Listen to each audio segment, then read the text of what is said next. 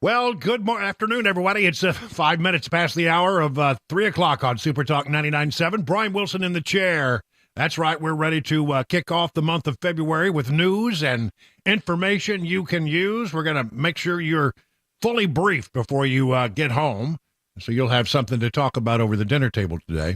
We're going to start right off with a big newsmaker interview. As you know, the process to bring charges of actually trying to impeach the Secretary of the Homeland Security, Alejandro Mayorkas, is underway. And the person in charge of that over at the Homeland Security Committee on Capitol Hill is our own Tennessee's Mark Green. He's on the line right now. He's the also, of course, the congressional representative for the 7th Congressional District. Congressman, thank you so much for joining us here today. I wanted to catch Brian, up on it. Well, absolutely. It's always a pleasure. Let me start by saying we've had the markup of the articles of impeachment. There's been a vote taken in committee. Tell me how the process moves from here.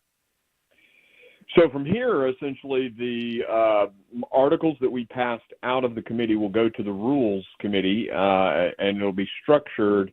The way impeachment is done, you vote on each article of the impeachment separately. So they will be the bill will be divided in the Rules Committee, and then each article will be sent. We'll debate it on the floor. The date is still to be determined. I think I know the date, but the leader has to make that announcement. So Leader Scalise in his office will put that out, and then we'll go and make it happen. All right. So the thing that I'm curious about is you had a recent sort of test vote in the House of Representatives on the issue about the southern border, and you got 14 Democrats to cross over and support that resolution. Do you think you'll have Democrats voting to impeach the Secretary of Homeland Security? I don't believe so. I mean, to do so is a real statement about, not only the failure of the Secretary, but the failure of the president. So I don't think we will. I talked to Henry Cuellar. He's probably the most likely, border district, and a very, somewhat reasonable Democrat. But he said he was not going to vote to impeach. So if he does, and I doubt the others will, my team, we've built the list of 15, and we'll be calling them over the weekend, talking to them, meeting with them on Monday. I'm actually coming back on Sunday, so I can meet with those guys on Monday, and then we can hopefully move some of them, but I really doubt it, Brian.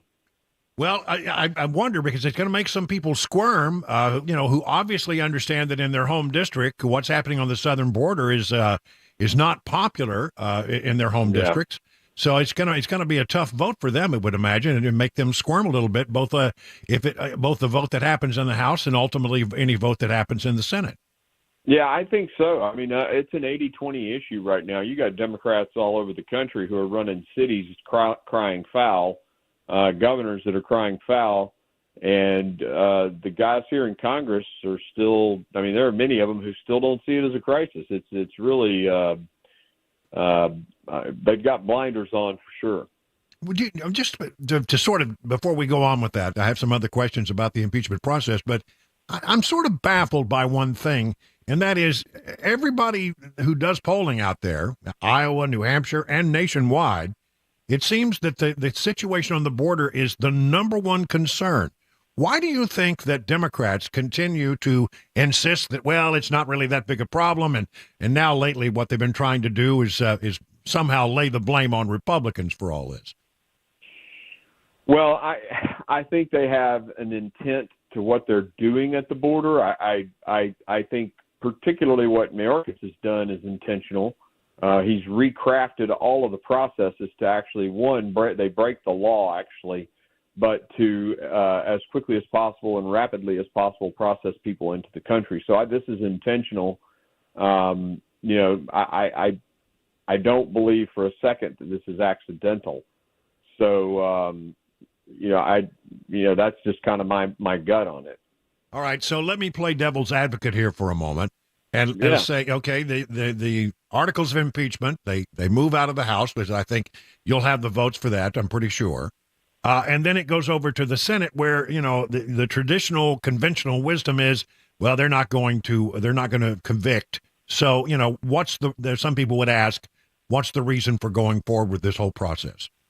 Well, you can't have a Secretary of Homeland Security or a Secretary of anything, a cabinet secretary who totally disregards a co-equal branch of government. And the Constitution is pretty clear. We write the laws and they execute them. And even if you go back during the Iran-Contra hearing, when there was an investigation by Democrats on President Reagan, their conclusion was, again, this is written by Democrats, the president doesn't get to pick and choose which laws he abides by. And so we have a cabinet secretary lied to Congress, lied to the American people on multiple occasions, and is breaking at least 7 laws that we could put together, 4 court rulings. He's disregarding this co-equal branch and the judiciary branch. I can't, in my good conscience, allow that to stand. If he was a Republican, I'd do it too.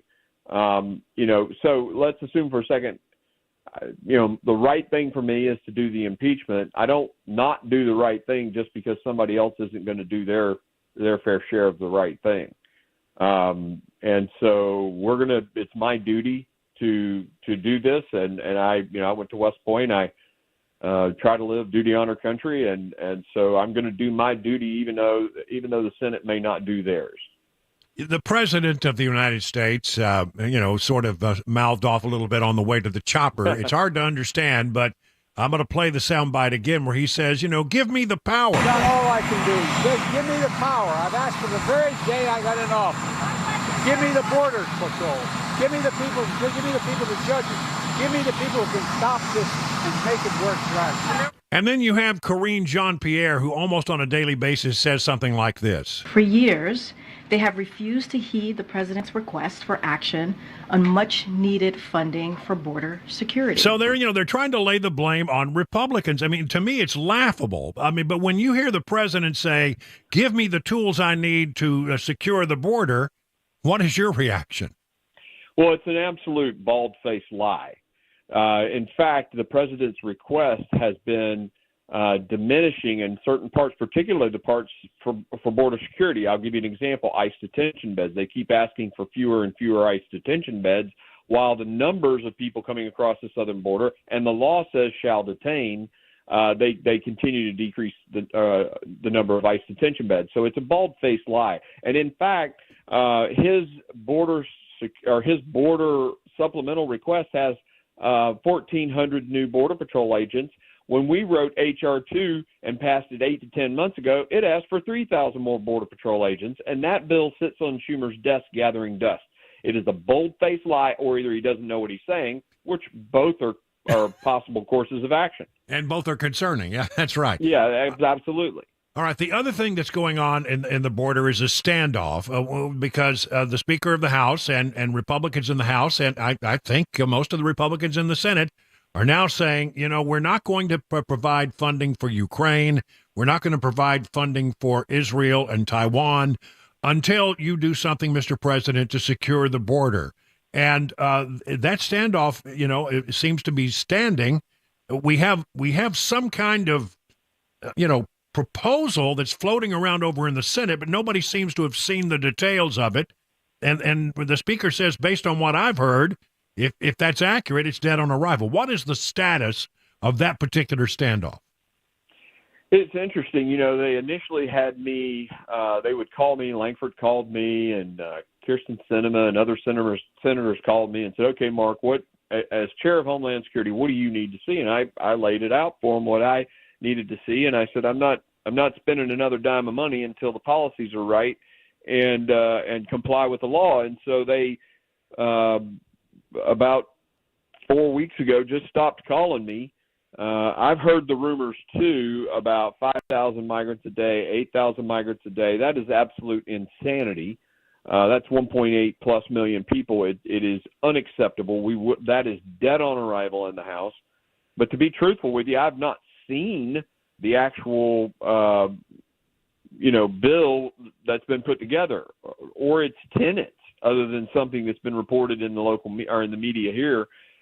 So I don't really know what its status is, other than we've told them what we're hearing is not going to pass in the House. Yeah, as the speaker said, dead on arrival. Do you see Yeah. that? Does you see that lopping over into budget negotiations, where the Republicans might say, "We're not going to move forward on the budget that we need to have pass, or anything that you want until you do something about the border." Yeah, I don't. The question is, there are Republicans out there, unfortunately, who are unwilling to shut the government down over border, and I get it that their districts are different than mine, their states are different than Tennessee, but in Tennessee, we have got to secure this border. That's how I think about it. So, but to say that there are enough Republicans to shut down the government in order to get border security, I don't know those numbers are there, and because they're not there, Mike Johnson's put into a box. So, does he do a continuing resolution, or does he let them force an omnibus on him that has more spending in it? And that's the dilemma of the Speaker of the House with such a razor-thin margin. You've got those moderate Republicans representing moderate districts who, are unwilling to basically shut the government down over border security. And I hate that.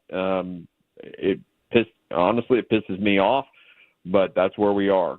Well, we hear that every city now is a border city, and there's true story here in Middle Tennessee. Channel 4 now reporting about a document that was sent to the city of Franklin saying that 600 immigrants could travel to Middle Tennessee. They didn't say when or how that would happen, but they gave them a notice on it, and we're just now hearing about that. And just the other day, a huge drug bust. Great work by our local law enforcement. They seized like 120,000 fentanyl pills, which, as you know, that's enough to kill a lot of people. Yeah. It really is impacting people all across the country, even right here in Middle Tennessee. Well, there's no doubt about it. I talked to the Sheriff's Association, I guess it was probably 6 months ago, and the Tennessee Sheriff's Association told me that the street value of a hit of fentanyl was roughly $95 a hit in January of 2021 when Joe Biden came into office. It's now around $28 a hit. So that's just a simple supply-demand a reflection of the open border, and that's why the numbers of dead people from fentanyl has skyrocketed. And these deaths are, I think, the blood of those people was on the hands of Alejandro Mayorkas, which is why I've been doing this. I mean, we've been going after this guy now, and people get frustrated at the pace of it. But part of my job was to be strategic and educate the American people, educate the members of Congress, so that we could get a vote to get rid of this guy. And it's now come to fruition, and pretty confident we'll get that done next week. All right, so you're thinking that the articles of impeachment happen sometime in the next few days, or is it going to be a little longer than that? I think it's going to be very soon. That's what Mike has said. Now, the Speaker has said. I will tell you that I kind of know the dates, but it's not my role to release that information. That's the leader's job, and he schedules the floor. So I'll wait on his announcement to articulate when it's going to be. But your sense is sooner rather than later. Yeah, I'd say sooner rather than later. All right, I'll take that. I'll read between the lines there. Okay. Well, listen, Congressman, always a pleasure to have you on the program. Thanks for joining us here Thanks, today. Brian. Y'all have a great day. All right, bye-bye. It is now 20 minutes past the hour of 3 o'clock on Super Talk 99.7 WTN.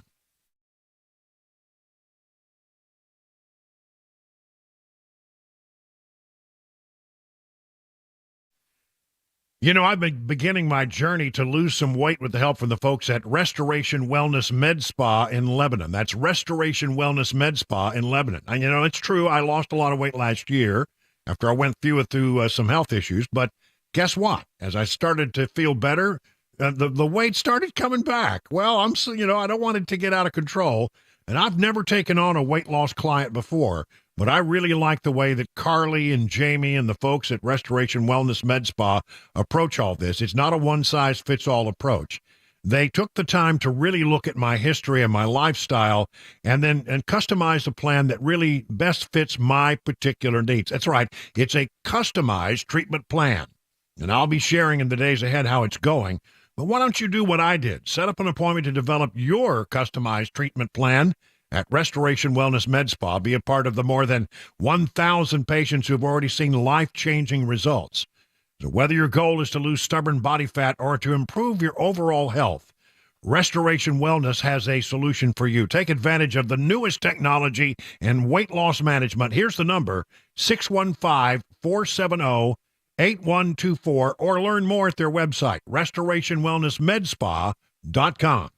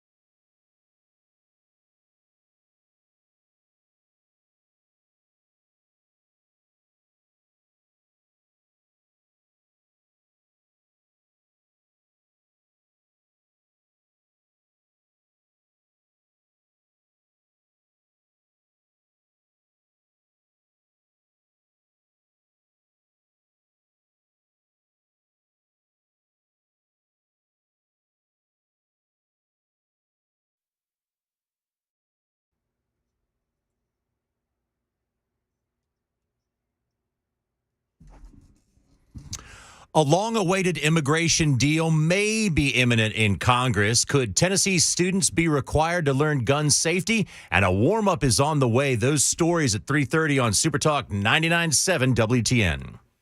Well, good afternoon, everybody. Off to a rocking good start right here on Supertalk 99.7, 25 minutes now past the hour.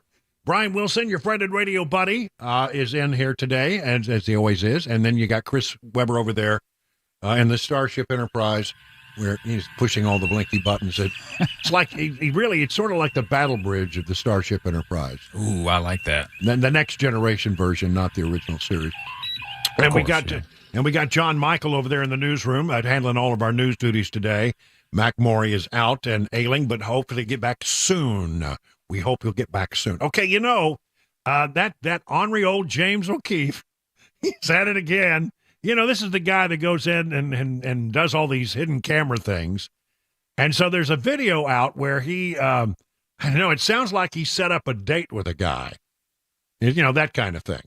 And it turns out that the guy works in the White House and sort of I don't know, some kind of cybersecurity, job there. But he was very anxious to spill inside details about what happens inside the White House and what the thinking is inside the White House on this meeting that he had with James O'Keefe, who, quite frankly, he apparently did not recognize. It's funny what a pair of glasses will do for a person. Change his complete look. Anyway, just ask Clark Kent. Yeah, that's right. Well, this is good stuff, and it's a little hard to hear at times, but this is a guy puffing himself up and talking big talk about his job at the White House and what he knows, but it's sort of revealing. Here we go. I work for the White House. So you're pretty high up in the government. Yeah, I'm fairly high up. I'm good at keeping secrets, and so I manage 2 federal agencies, the State Department and USAID. So when you say it's like security, like you're protecting the networks of the federal agencies you give all your information to. The mission is to protect yes. information. And we are like the president's voice when we go into meetings in terms of discussing and promoting the president's priorities. Is he going to be the nominee? Yes. Is he going to be the nominee? Yes. And she will be the vice president. No. And she will be the vice president. There was a debate about removing her from the ticket, but sadly they didn't. She can't keep black staff. They quit on her in mass. But with him, I know. He's got dementia. Yeah, well, he's definitely slowing down. Well, they know that he has those issues. I think so. But they're not willing to say it. Shows it. And, they're not willing to say it correct. publicly. And same thing but with why Kamala not? Harris. She's not popular, but you can't remove the first black lady to be vice president from the goddamn presidential ticket. Like, what kind of message are you going to send to, like, all the African-American voters? How would you spin that? People would be like, what the fuck? Like she's a woman and she's multiracial. I think that they're really concerned about this. But they won't say it. Well, I guess if they say it publicly, correct. That Biden is so if you're hearing this, is he's saying basically that that he thinks that Biden's going to be the nominee all the way, and he thinks that Kamala will stay on the ticket, even though they're concerned about her. But how can you get rid of someone who's a black female? It would outrage too many Democrats. And he continues. They can't say it publicly. No, they got to toe the line. They say it privately, but they won't say it publicly. Correct. That Biden they can't say it publicly. No, they got to toe the line. Do they say it privately? I mean, I'm just telling you what I've heard. Like, you're just telling me the truth. Does it make sense? No, but that's what I've heard. I've had a meeting with Michelle Obama at one point. All right, now this is interesting. He says, I had a meeting with Michelle Obama when I was an intern. Listen carefully. I was an intern, and someone asked her, will you ever run for office? And she said no, emphatically. Really? I've seen all the shit my husband has had to go through, and that does not interest me. Now, that comports with everything I've ever heard, that Michelle Obama is pretty emphatic about not wanting to run for office, and that sort of backs it up. I mean, some of the other stuff, I'm not sure he's all that in a position to know the real truth, but he certainly was willing to leave his date with the impression that he was. So you work in cybersecurity for the White House, and my question is, what are you doing on a meeting with James O'Keefe? What type of cybersecurity operation are you guys running over there? We're running a good cybersecurity operation. Obviously not. He still didn't get it. What are you doing having a meeting with James O'Keefe if you're in charge of cybersecurity? Well, pretty interesting stuff. James O'Keefe. I mean, I think that this is very typical of what you find in Washington. People who work at the White House love to leave people with the impression that they're on the real inside. This guy is a backbencher who does cybersecurity work for USAID. And he's trying to make it impress the individual there, James O'Keefe, and saying he's much bigger. He knows all the inside stuff. But interesting, at least that's the buzz he was willing to share, and buzz around the office. But is he in a position to really know? Probably not. He is, I think, right about Michelle Obama, though. I think her instincts are that she doesn't ever want to run for a political office because she just detests the whole process and really detests Washington, D.C. at every level. 30 minutes now past the hour of 3 o'clock on Super Talk 99.7.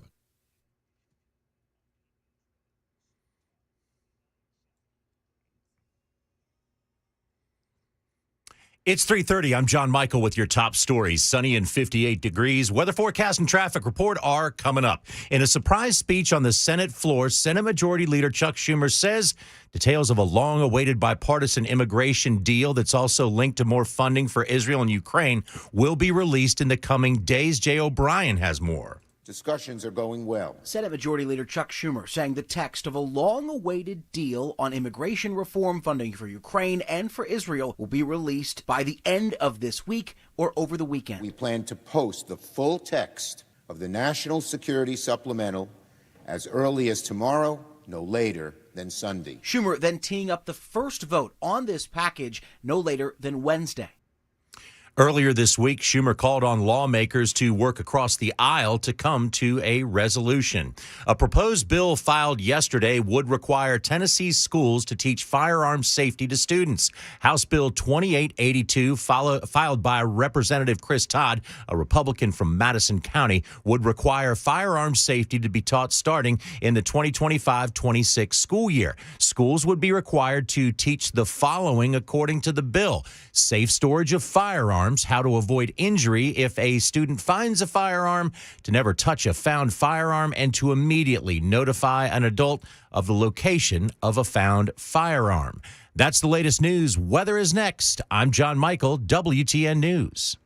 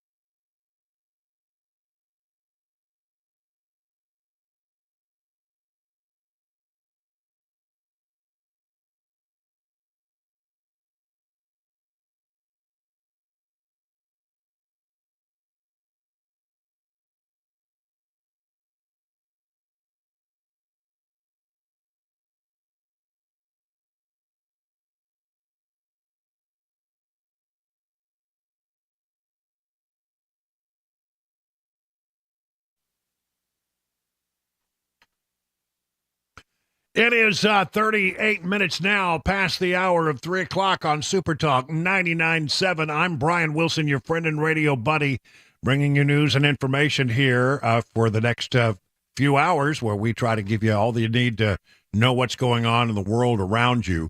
We've got a lot of ground to cover and so much stuff to talk about. Let's just go to the swamp right now. A couple things happening. This story just, it just tells you a little bit about how things work in Washington. Not like the rest of the world, it seems. Remember a while back, we told you about an incident that occurred in December inside the Hart Senate office building. This is a big building where senators have their offices and a lot of hearing rooms. And it's at Hart 216. Hart 216 is it's like the big hearing room that you often see on TV when there is a mega hearing, a really important hearing with a lot of television coverage. They always stick it in Hart 216 because it's really designed to handle a lot of TV cameras and a lot of people. And it's been the home of some amazingly important congressional hearings over the years. Well, somebody late one night on December 13th decided to use that as the backdrop for a sex video. A gay sex video was recorded inside this hearing room, and we talked about it. It apparently, Ben Cardin said it was a personnel issue, and then that a staffer was fired over it. So it would seem that Ben Cardin, he's a senator from Maryland, was able to determine who it was, and take action as an employer, firing an employee.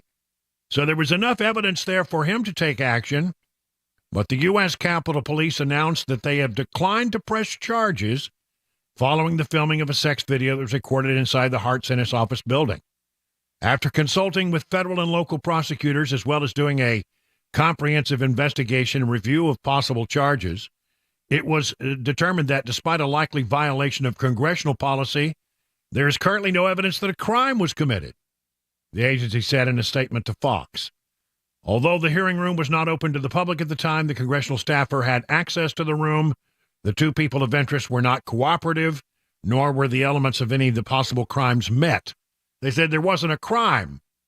No crime was committed. Well, there was a crime. Once you see it, you can't unsee it. That's a crime in my mind.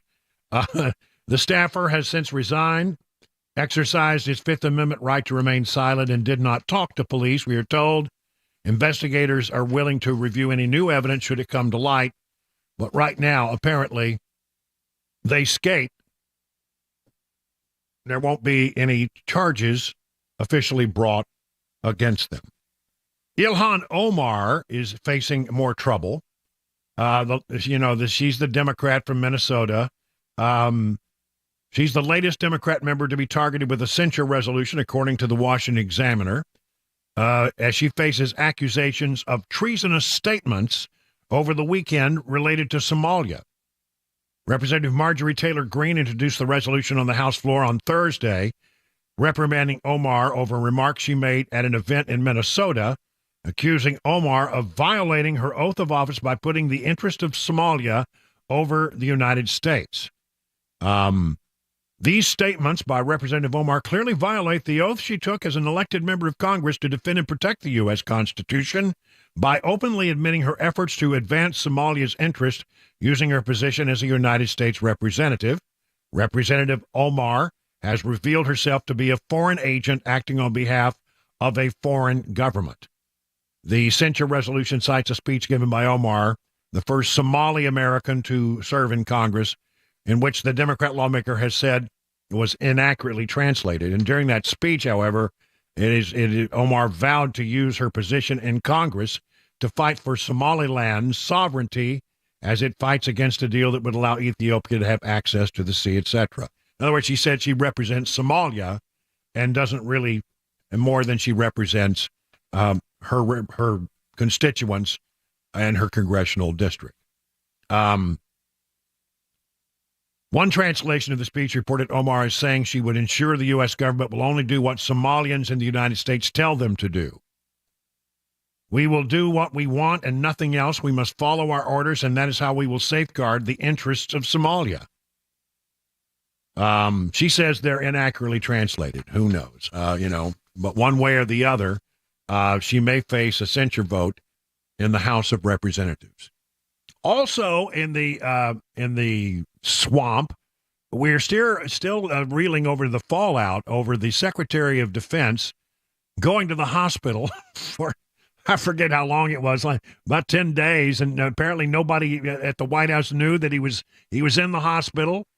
Even his secretary, the Deputy Secretary of Defense, who was out of the country at the time, had been told, yeah, you may have to make some decisions. He's going to be, inconvenienced for a little bit, but never really told her exactly what was going on.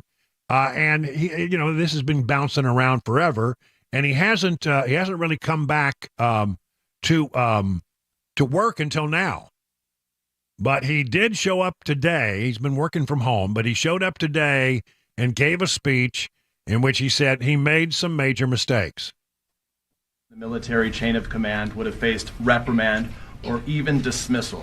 Why shouldn't that same standard apply to you, sir? Well, let me just say that, thanks for the question, that we didn't get this right. And as I said, I take full responsibility for the department's actions. In terms of why on the second notification was not made to the White House, that information was available. I'm not sure at this point what exactly happened, but I think details will play out as a review is conducted. Yeah, he's throwing it back to the old review thing. Oh, there's going to be a review. Don't worry. They're going to be taking a look at this, and there'll be a blue ribbon panel will examine the results of this, and then we will make some changes in our policy. He's not going to admit anything other. He said, well, I made some mistakes, but, we'll let the blue ribbon panel look at this matter and decide what should happen. He said he really is. He did admit that he's sort of a private individual and didn't really want to share information that he has been treated for prostate cancer. And frankly, my first instinct was to keep it private. I don't think it's news that I'm a pretty private guy. I never liked burdening others with my problems. It's just not my way. And then he was asked a question. What about that aide who called for an ambulance but told the ambulance crew, if you remember, we heard the 911 call, said, please, no light and sirens. We're trying to be sort of low-key about all of this. When the ambulance arrives, no lights, no sirens. Did you direct the aide to say that? I asked my assistant to call the ambulance. I did not direct him to do anything further than just call the ambulance. And so what he said and why he said it, I think that should come out in the review as well. And here's more. I should have told the president about my cancer diagnosis. I should have also told my team and the American public. And I take full responsibility. I apologize to my teammates and to the American people. I don't think I've created a culture of secrecy. I think there will be security officers, there will be other staff members who may perceive that they're doing things in my best interest, and I can't predict or determine or ascertain what those things may be. All right, so we'll wait to see exactly what they come up with. But he's not going anywhere. If Biden was going to make a change, he would have already made a change, and he seems to be happy with all of it. But you have to understand that top members of the national security team, at a time when we have troops in the Gulf, we have troops, we have naval ships out there that are facing fire. We got all of this stuff going on in the Mideast and our support of Israel, but our troops are at risk right now. All of this stuff going on, and the national security team, including the President of the United States, did not know that Austin was in the hospital. They didn't know until January 4th, 3 days after he was admitted. And that's when the chief of staff informed the Deputy Defense Secretary, Kathleen Hicks, and National Security Advisor, Jake Sullivan, who then told the president. The question is, there's a staffer who handled all of this and chose not to inform people up the chain. Did that person come under any kind of reprimand? And the person's name is Magasman. She regularly attends she goes to briefings. She wasn't at this one. When asked if she had offered her resignation, Austin said she had not. A reporter also asked about January 1, the day Austin experienced pain due to his problem with his prostate. He said he did ask the aide to call the ambulance, did not direct it to be kept quiet. 8 days after he was hospitalized, Biden and the American public learned that their Secretary of Defense had been MIA and diagnosed with cancer. An unacceptable solution. He did, try to turn it into a positive, saying, well, he's 70 years old and he thinks that all men should have their prostate checked. I'm here with a clear message to other men, especially older men. Get screened. Get your regular checkups. Prostate cancer has a glass jaw. If your doctor can spot it, they can treat it, and they can beat it. 49 minutes now past the hour of 3 o'clock.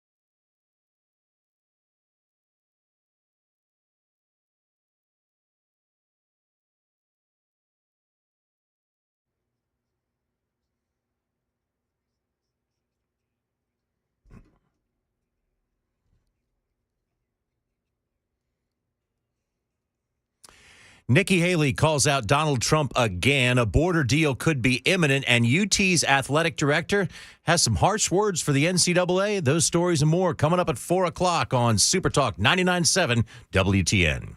It is 55 minutes now past the hour of 3 o'clock. You know, tomorrow is Groundhog Day, and we're going to find out whether or not we're going to have more weeks of winter or whether or not it's going to, be a mild winter and start into spring a little early. If you're into all that sort of thing. If you're into all that. Well, I mean, really, honestly, we all know that groundhogs are notoriously inaccurate. In fact, Phil only gets it right about 39% of the time, according to a recent survey. Yeah, what do they know about weather? They're under the ground all the time. What is not generally known is a much more accurate predictor of whether or not winter's going to continue or not is whether or not the French bulldog sees its shadow. That I can believe. So I will report here tomorrow exactly what happened when Grogo goes outside to do her business tomorrow morning. Nice. There won't be a lot of hoopla. It's just, but I'll come to you tomorrow and tell you. All right. I trust it. All right. Let's take a look at the markets. Dow Jones Industrial up 369 points, S&P up 60 and change, and NASDAQ up 197 points. All screens are vibrantly green. Let's find out what's driving all this. Check in with John Maxon over at Beacon Capital Management. Good afternoon, John. Hey, good afternoon, Brian. Yeah, the market had a really good day, rebounded really nicely from yesterday after being disappointed from the Fed's meeting, not giving a lot of information on rate cuts. Market really seemed to shrug that off, and all the attention kind of went back to earnings, employment, and really factory orders. So today we got a really good factory orders number that's climbed quite a bit, which is strong for the economy. And then right after the market closed, Meta and Amazon posted really, really big revenue and earnings beats. So the market positive already, at least for tomorrow in the early hours. But tomorrow, important employment information is going to give the Fed additional information. So we'll be watching that really closely. All right. Thank you very much, John. Find out about all the things that John and the other folks over at Beacon can do to help you get ready for your retirement by going to their website, askbeaconnow.com. 58 minutes past the hour of 3 o'clock on Super Talk.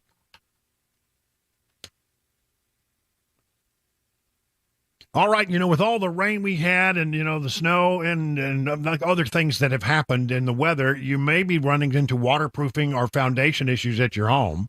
Listen, if you have those kind of issues popping up, the thing you should do is do what a lot of people in this area do. Call the folks over at USS, United Structural Systems, 615-488-7855.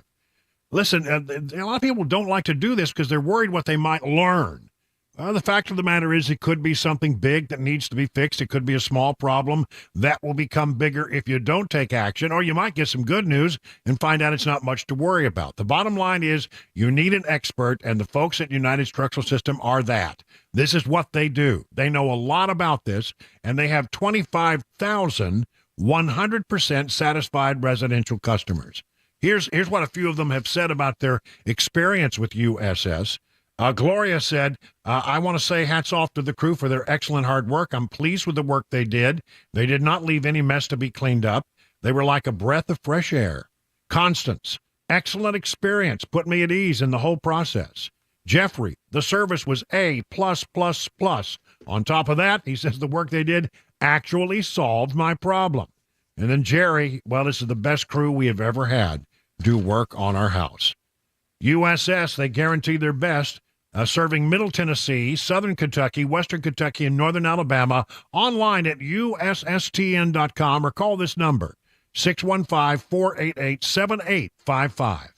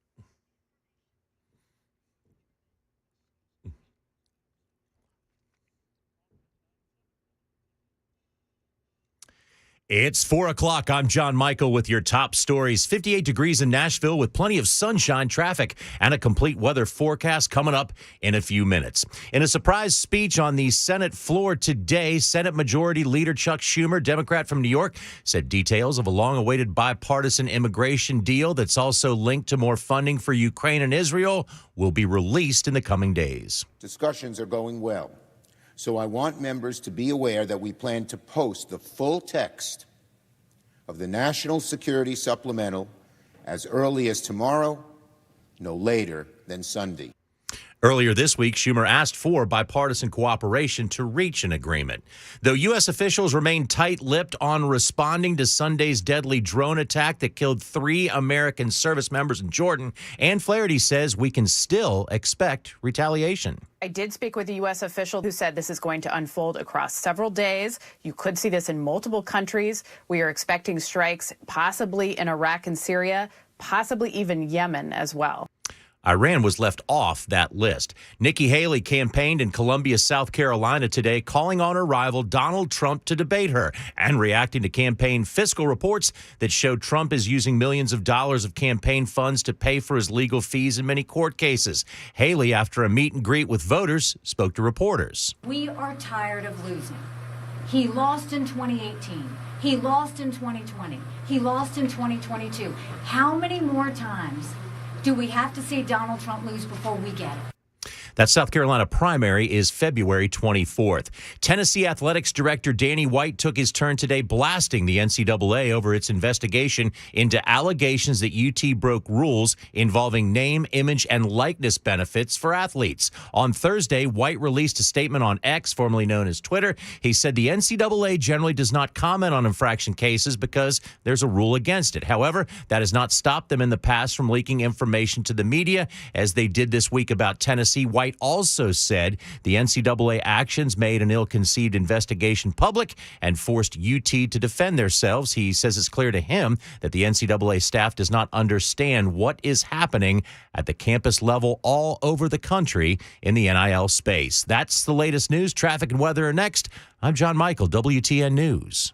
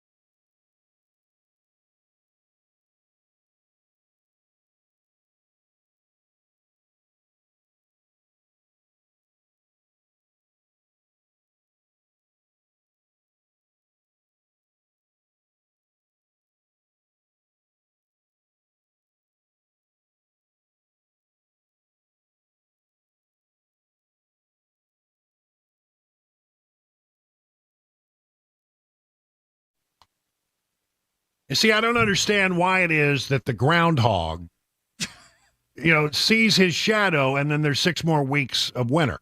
I don't understand that. I mean, it's a sunshiny day if he sees his shadow. Why does a sunshiny day suggest we're going to have 6 more weeks of winter?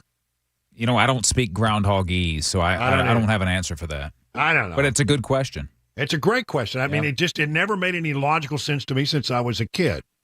But I'm telling you, I think we're on to something with, finding out whether or not Grogu sees her shadow tomorrow when we kick her out to do her business early in the morning. You going to put a top hat on when you take her out? It won't be from Gobbler's Knob, but Watertown has its own charm. But trust me, we could start a whole tradition here in Watertown about when on the alleged Groundhog Day, it really become French Bulldog Day. Yeah, and we go down to the square. We have a little gazebo down on the square, and people could gather, and then we could pull Grogu out of her crate and hold her up, and then have her whisper in my ear. Yeah. Just make sure you hold her facing the right direction, or it'll be a rainy prediction. It'll sound something like this. She'll give me a little bit of that, and I will turn and say, "I have heard from the Bulldog." I think we should do this. Charge tickets. Charge admission, Yeah. I think I'm going to go. I think we should do this. And we'll start out just by seeing what happens when I kick her out tomorrow to take care of her morning business. Yeah. When she goes to Grogu's garden, which is really just a place where she poops. That's what it sounds a lot better than it really is. Well, I bet a lot would grow there. Yeah, that's right. Well fertilized. Well, last hour, if you were with us, we had Mark Green, chairman of the Homeland Security Committee on Capitol Hill, talking about the articles of impeachment that are being marked up and are going to be voted on very soon by the entire House of Representatives. And if you missed that, I mean, it really is a very newsy interview. We'll replay that in the top of our 5 o'clock hour. But as well as that going on, there's a whole lot of border-related news that I think you'd want to know about, including things that are happening apparently in our own backyard. This, I don't know why I have not seen this before now. In the fall of 2023, the city of Franklin received a notice from the U.S. Department of Homeland Security that nearly 600 non-citizens were going through the immigration process would travel to Middle Tennessee. In the notice, Homeland Security specifically named Nashville, Davidson County, Murfreesboro, and Franklin.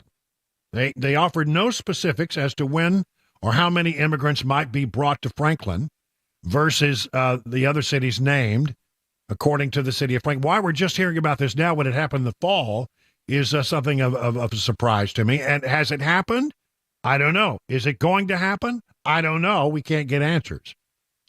The notice sent by DHS was titled Intended Destinations of Non-Citizen Process at the Southwest Border.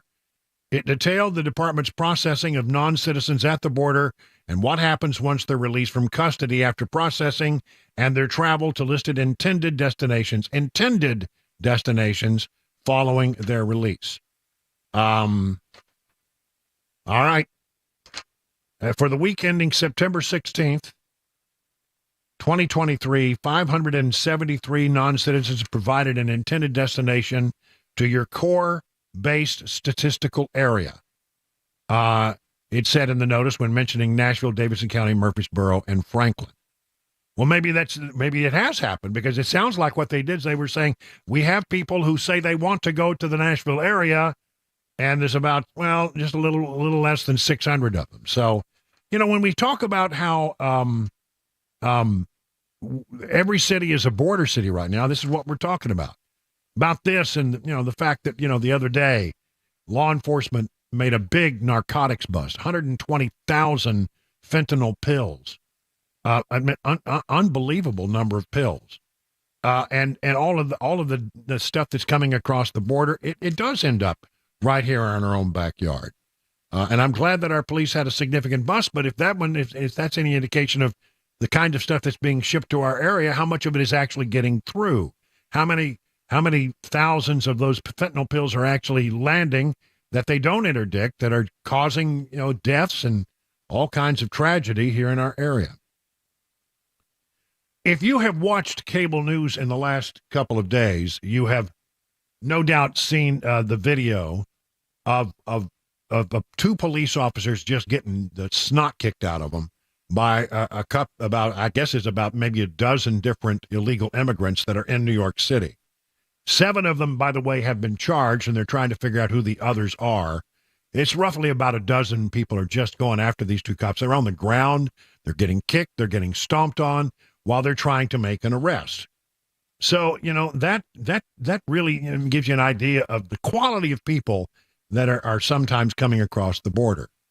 And this from redstate.com. Police in sanctuary cities report significant increases in crime tied to illegal aliens released by Biden. Police departments in sanctuary cities and their suburbs are reporting crime waves tied to illegal aliens who are summarily released into the country by the Biden administration after crossing the southern border. In particular, Chicago and New York City suffering significant increases in crime. Oak Brook, Illinois Police Chief Brian Strzok has reported 6 illegal alien felonies in a recent single day. The chief told Fox News his department has arrested 47 illegals since October 23rd. I'm telling you, bad, and not surprising, not shocking. How much crime is going up all across the country?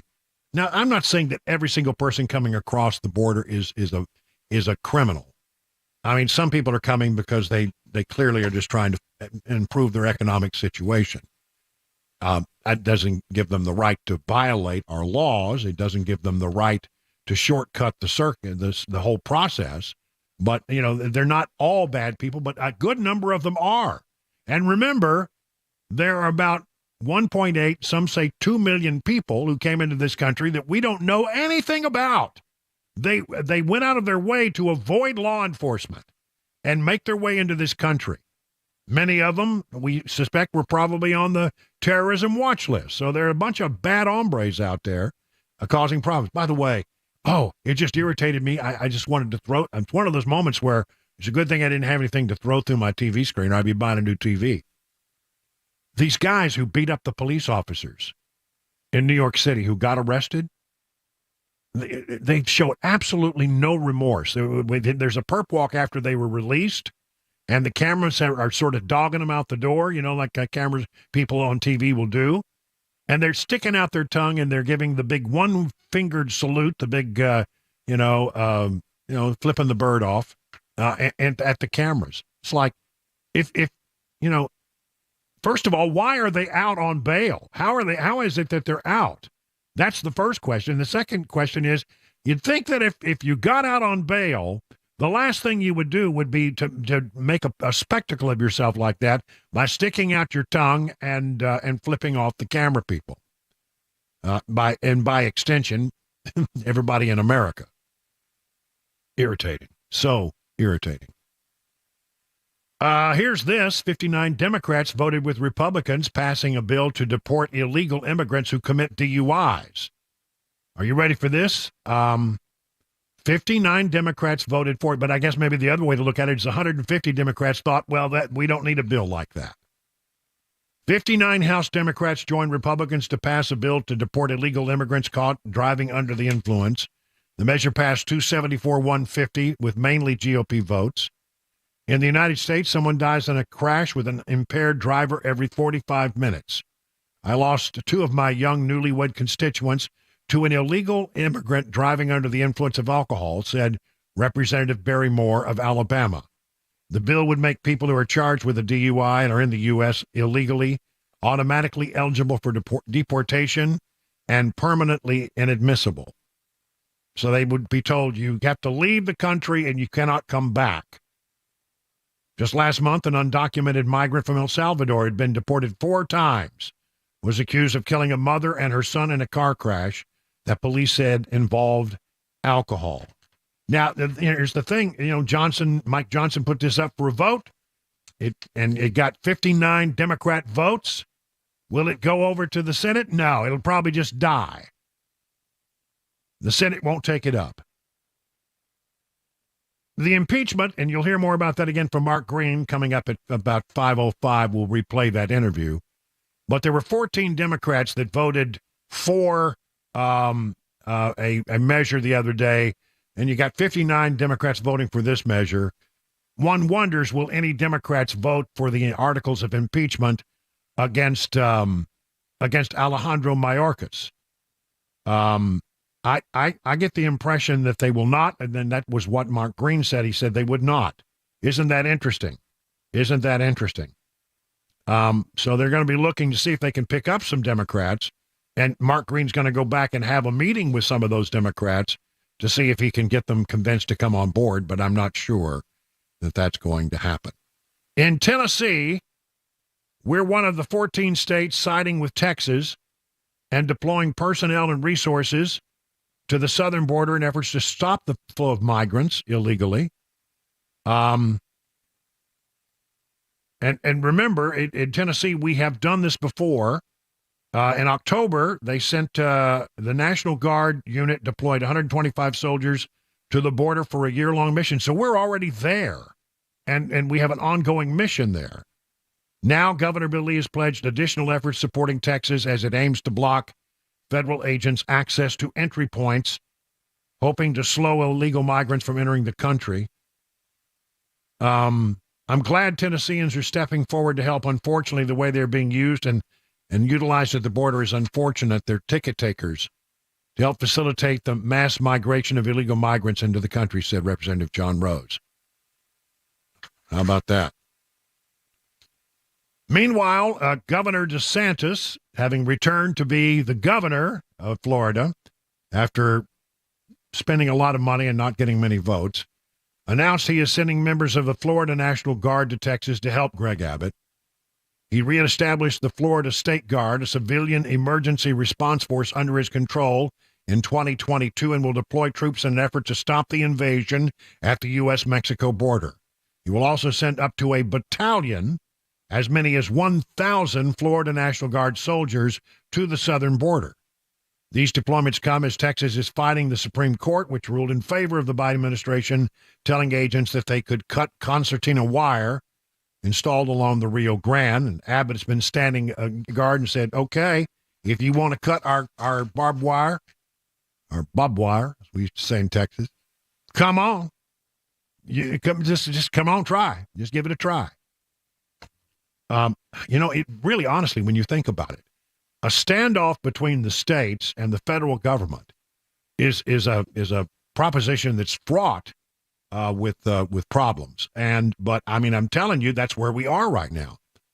The state of Texas believes it has the right to defend its people and the sovereignty of its state against an invasion because the federal government is not doing that. And what I'm really pleased at is that we see our governor and Governor DeSantis and 23 other Republican governors standing with the state of Texas. But boy, is it concerning that it has to come to that, isn't it?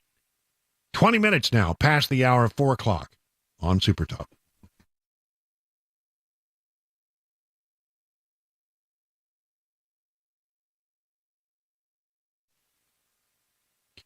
Let me tell you about Johnny Fleeman, and he's got a couple of different restaurants you may not know about it. The Brass Lantern and the Legends Restaurant.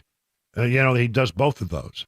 They've been around for some 35 years serving Middle Tennessee and surrounding areas, and he would like to thank everyone and wish everybody a good start to your year. But to celebrate the 35 years they've been in business here, he wants me to tell you a little bit about the daily specials that are being served all day. Monday, you can have fresh breaded chicken fingers with fries and coleslaw, just $8.99. Tuesday, featuring slow-cooked prime rib and a side for $18.99. Wednesday, a 6-ounce choice sirloin with a side for $8.99. Thursday is hamburger steak dinner for $8.99. Sundays, they feature 3 different pasta dinners, all for $9.99. 35 years, the Brass Lantern and Legends Restaurant have given you authentic, made-from-scratch, and delicious recipes at affordable prices. That's right. Good food at a good price. That's what they're all about.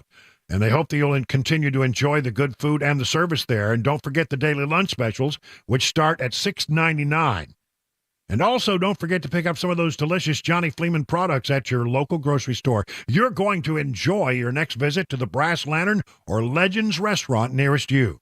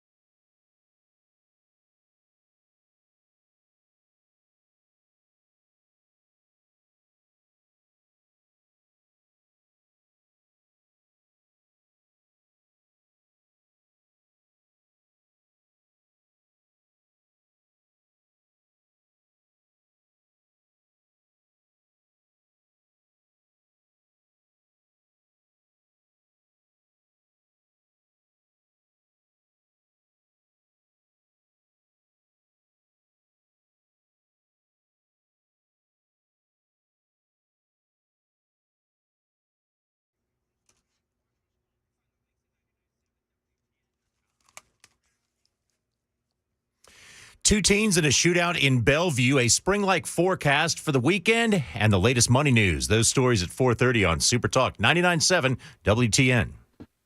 It's 25 minutes now past the hour of 4 o'clock on Super Talk 99.7. I'm Brian Wilson, your friend and radio buddy, and we got Chris Weber in the control room and John Michael back there doing the news for Mac Morey, who's off today. We hope that he gets to feeling better really, really, really soon. We have been waiting to see exactly what might happen with regard to a missile strike, a retaliation, a U.S. strike against the Iranian-backed proxy militias that are in the Mideast that have been launching these attacks against our U.S. service people. And as you know, we had a situation where 3 were killed over the weekend, and we've been waiting. We keep saying, well, we'll respond in a time and a place and a method of our own choosing is what we keep hearing, but nothing has really happened yet, although the president has said that he has made up his mind what it should be. Not clear what it will be. Will it be against the militias that are supported by Iran, or will it actually, be aimed at something that's important to Iran, which is responsible for all the mayhem in that part of the world right now? So we continue to watch that, and we continue to wait. I don't know how much longer it's going to be, but Don't be surprised if something doesn't happen over the weekend. Meanwhile, another attack against our warships in the region. We got all kinds of warships splayed all over the region. Any place there's water, we got warships.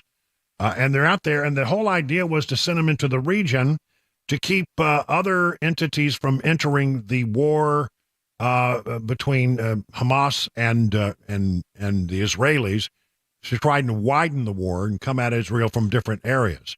We also have a tremendous number of people, maybe about 12, 13, 14, I forget how many it is, but a great number of different installations in places like Syria and Iraq, etc. Jordan, we have one in Jordan. And so, they've been firing attacks against our people because we're supporting Israel. And now comes word that that the Houthis fired a missile at one of our warships, and it came real close. Now, to understand this, when you have a warship out there, you have concentric rings of defense, different things that you can do to try to stop that missile from getting to your ship. But the last one is known as a close-in weapons system, CIWS, and it's basically a pretty high-tech machine gun that will lock in and fire and try to disable the missile as it gets close. And ideally, you never want this system to ever be engaged. I mean, you want to get it way out there. You don't want it ever getting close to the ship. And if it gets through the other concentric rings of sort of protection that you have around the ship, then this is bad. But last night, the U.S. Gravely came within a mile of one of these missiles hitting them. The terror group's strike against the U.S. Gravely came within a mile of the ship sailing on the Red Sea. The closest Houthi attack has come to a U.S. warship, according to 4 U.S. officials. The missile got so close, in fact, the story goes in the New York Post, that the USS Gravely, an Arleigh Burke-class guided missile destroyer, was forced to rely on its CIWS, its close-in weapons system, for the first time since the Houthis began their assault on military and cargo ships in November. This is the last line of defense against rocket fire, with the automatic machine guns able to perform close-range interceptions that can destroy incoming missiles. But I'm telling you, you never want to make that the last line of defense. You don't want to count on that. No injuries or damage to the ship. While many Houthi attacks missed their targets or failed to reach U.S. warships, the latest attack on the Gravely demonstrates how precise the terror group's strike can be. Despite the Houthis claiming it will target Israeli-linked ships in the Red Sea and Gulf of Aden as a show of support for Hamas, the Iran-backed rebel groups have reportedly fired at U.S. and British ships, but nothing got this close. I raise it only because they're continuing to lob a lot of stuff at us. We lost 3 service people over the weekend at a facility in Jordan, a U.S. installation in Jordan, and now the Houthis continue to fire against our ships. Now, if one of these missiles hits a ship, you could lose the entire ship. It's a very big deal. These missiles are extremely dangerous. And by the way, they're made by Iran. Lovely. 30 minutes now past the hour of 4 o'clock on Super Talk.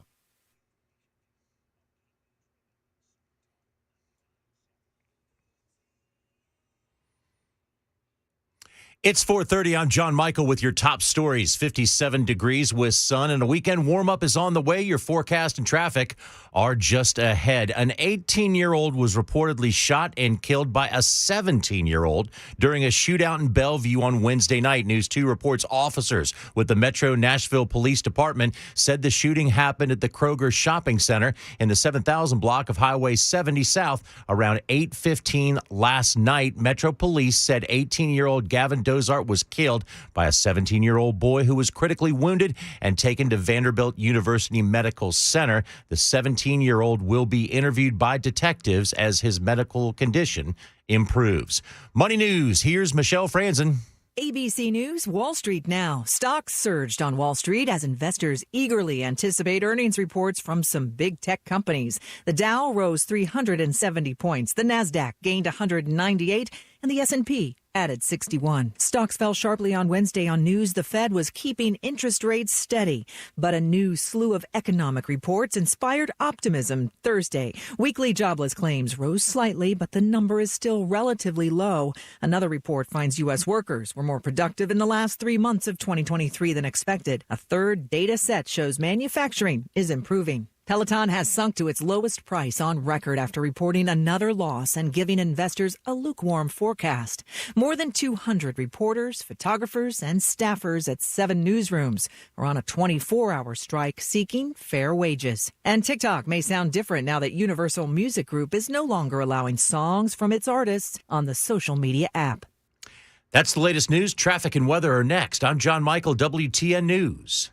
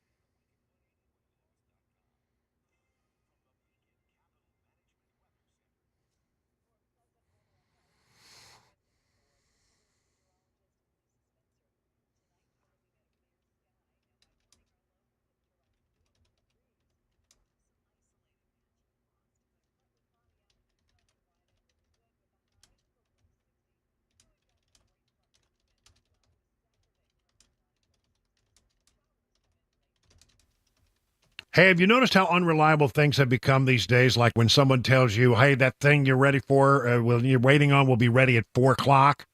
Then you go there and you find out it's not ready. People are really tired of that kind of stuff. And if you've had it with unreliable vehicle repair shops, why don't you come to Eurofix? Eurofix turns unreliable into reliable. And Eurofix has your vehicle ready when it's supposed to be ready, so you're not standing around wasting your time and waiting. Eurofix repairs all European cars with quality that beats the dealer without dealer pricing. That's because dealer repair shops are designed to pay virtually all of a dealership's overhead, and that's a lot of money. Why would you want to pay for that? Now, at Eurofix, reliable also means a 3-year nationwide warranty plus a free loaner car with every repair, so make sure you call ahead because loaner cars are extremely popular. If you're tired of unreliable repair shops, come to where it is reliable. Eurofix, family-owned for 24 years. Call 844-EUROFIX or visit myEurofix.com. That's myEurofix.com.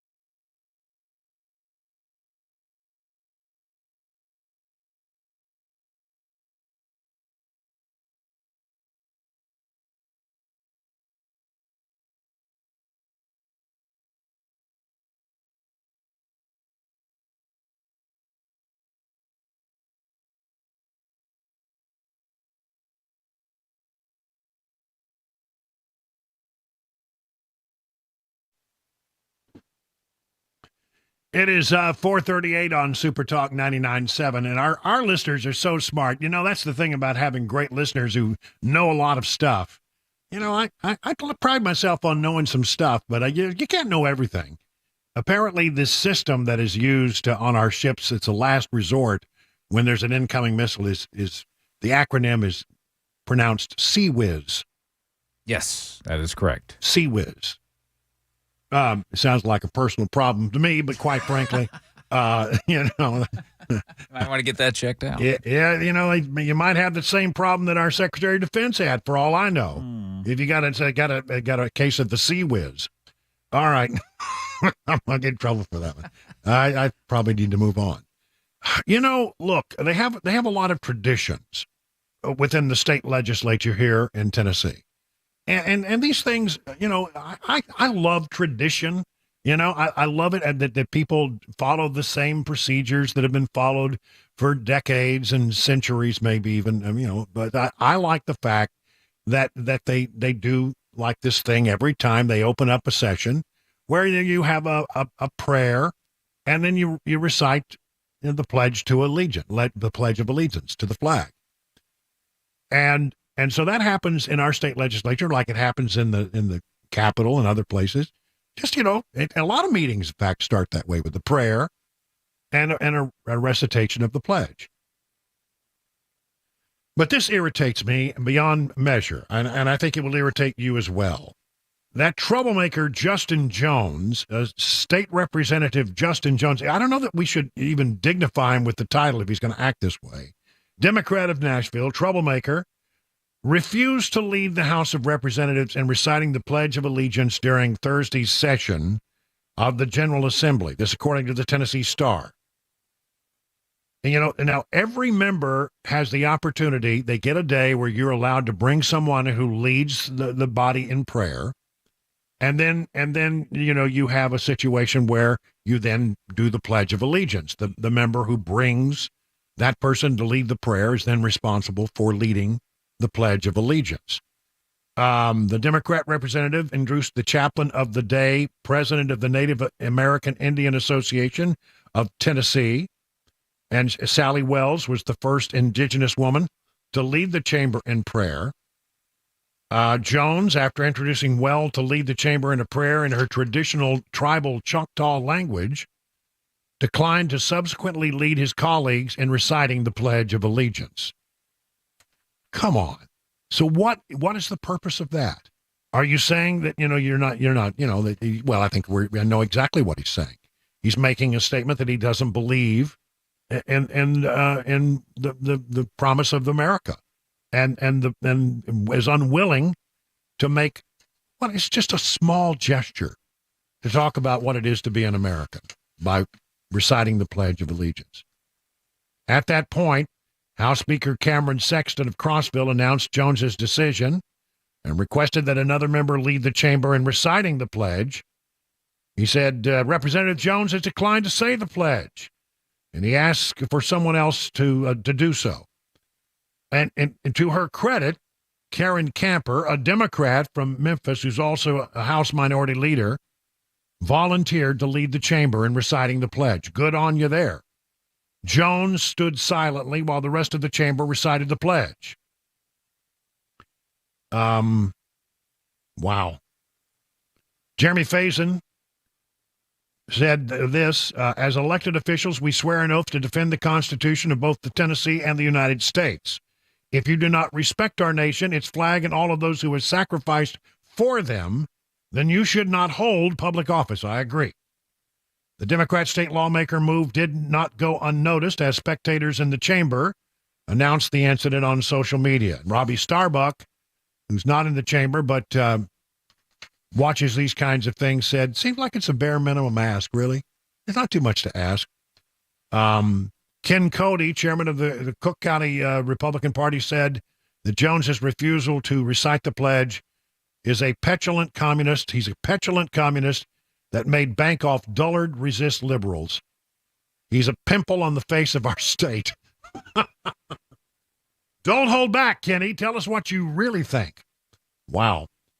Look, I knew in high school, there were people for religious reasons do not believe in reciting an oath of a pledge of allegiance because they felt that it conflicted with their religious beliefs. I don't think that's what he's doing here. In fairness, I don't think that's what he's doing. I just think it's reprehensible, and it tells you exactly what you're dealing with. Somebody who is more interested in stirring the pot than actually trying to solve problems. You go to the state legislature, you get elected, and we always say, if you want to change the world, go out there and get elected and go to the state legislature and fight for your ideals. Well, he doesn't want anything to do with that. He just wants to be a disruptor. He's acting like an ass. From the Tennessee.com, Tennessean, there's a House bill out there that would block local governments from returning expelled lawmakers to office. It's sort of along the same lines as remember what happened last year?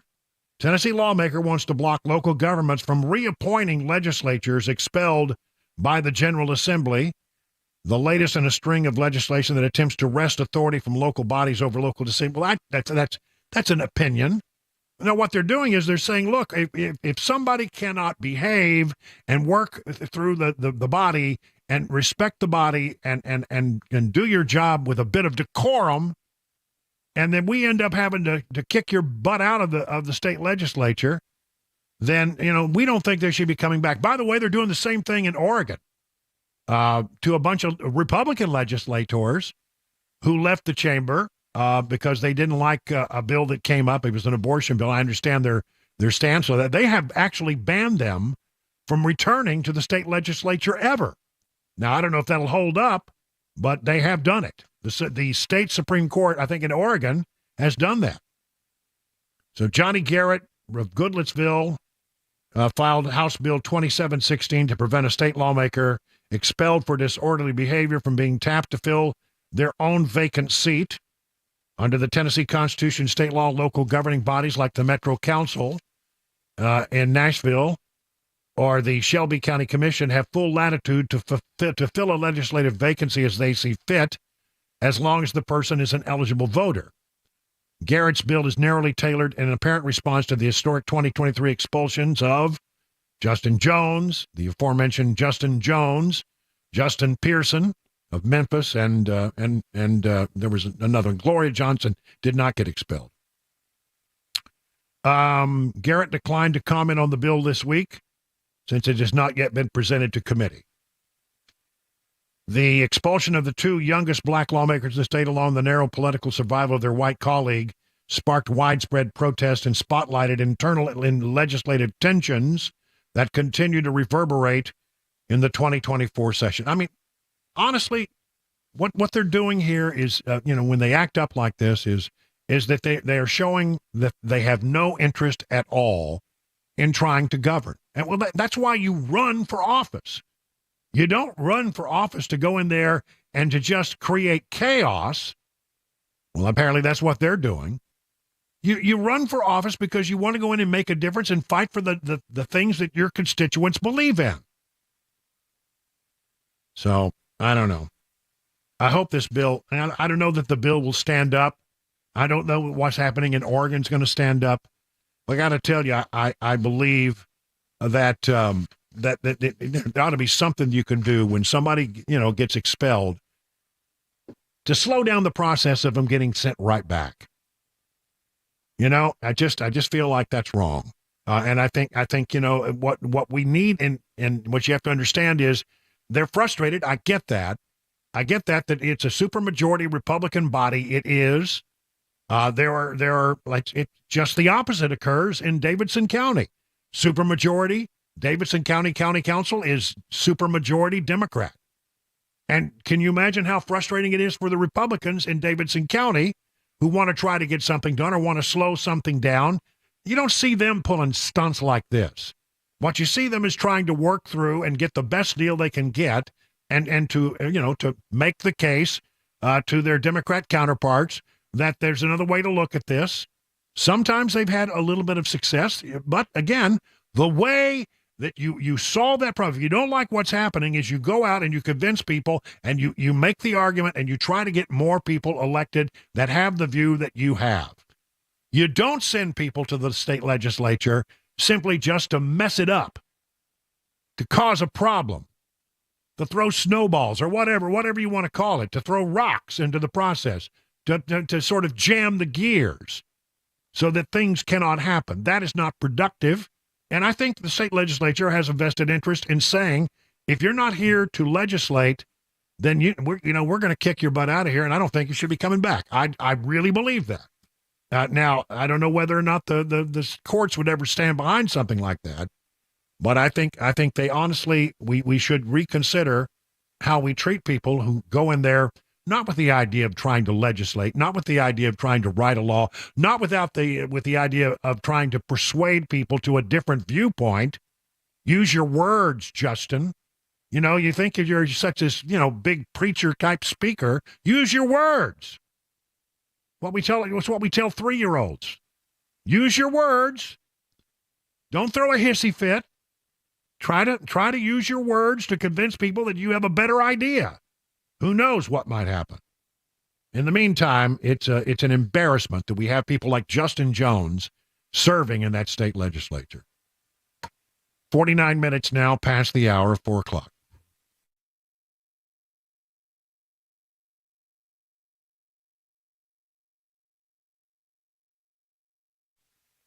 Let me tell you about the folks over at DT McCall's. Listen, it's a good family-owned business. They've been in business for more than 100 years in Middle Tennessee. That's right, more than a century. And you don't make it that long as a successful business unless you have a reputation, I think, for treating people correctly. And I think they do. They do. Obviously, you just don't make it that long unless you actually try to meet the needs of people. Now, one of the things I love about them is that they are honest about you with you when they give you a price on something. Not at all that game that the big box stores play.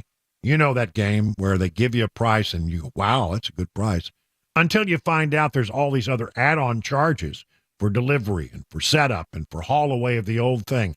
And maybe they charge you extra for the cords that might be needed or the hoses that might be needed to make the thing work. And that's not going to happen at DT McCall. So give you a good price. It's an honest price. You'll never be charged extra for delivery, setup, or haul away. You'll never be charged extra for the cables or the hoses to make the doodad work, right? I love also that they do whatever they can to sell products that are made and manufactured in Middle Tennessee. That's great, isn't it? That's what you want.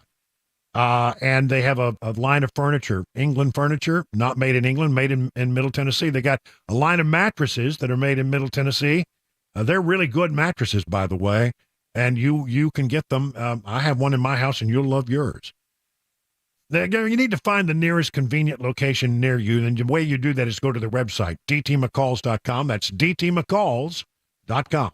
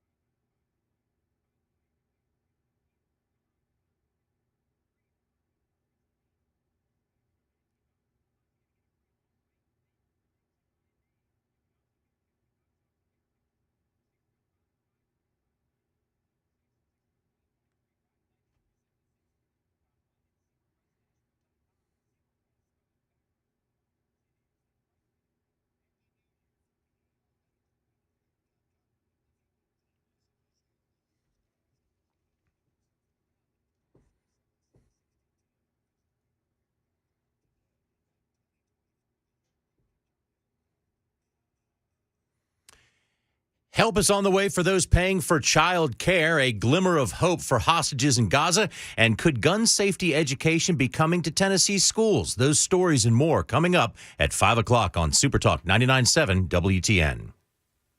I don't understand. I've never really understood why it's sort of, I guess, a fun tradition why we focus so much on the deadgum groundhog. I mean, there will be, all the stories there'll be a gobbler's knob tomorrow, and they'll go through the whole 9 yards and all that. But I mean, I really do think we should find a better tradition when the groundhog is only right 39% of the time. I mean, Danielle Breezy's got a way better record than that. Let's just ask her. Yeah, let's just ask her. I mean, I wonder if Danielle Breezy ever sees her shadow on Groundhog Day. I don't know. I don't know either. I like the bulldog idea. I think it's a good one. We should start that tradition here in Watertown. 57 minutes now. They call it 58 minutes past the hour of 4 o'clock on Super Talk 99.7. I'll tell you, we have Busy Bee folks. They're going to be busy when the weather is bad, like it wasn't recently. Remember when we had the cold weather? A lot of business. But I'm telling you, a lot of people knew exactly what to do when that happened. They called this number. 615-775-7833. And the folks at Busy Bee then buzzed right over to their hive and fixed it. I mean, I've had to do that. When you need a good plumber or somebody to work over your air conditioning or heating system, you need them quickly. And they've always been very good to respond, even when I need something in a hurry. Good folks over there. One of the ways that you avoid having any problem at all, though, is to do preventative maintenance. And that's what the Beehive Club is all about. Starts for as little as $99. You get 3 maintenance services, one aimed at heating, one aimed at cooling, one aimed at plumbing. No overtime charges, 24/7, 10% off all repairs. Busy Bee Plumbing, Heating, and Cooling is your official Rude Pro partner. For satisfaction guaranteed, call Busy Bee Plumbing, Heating, and Cooling at 615-775-7833. Online at busybehvac.com.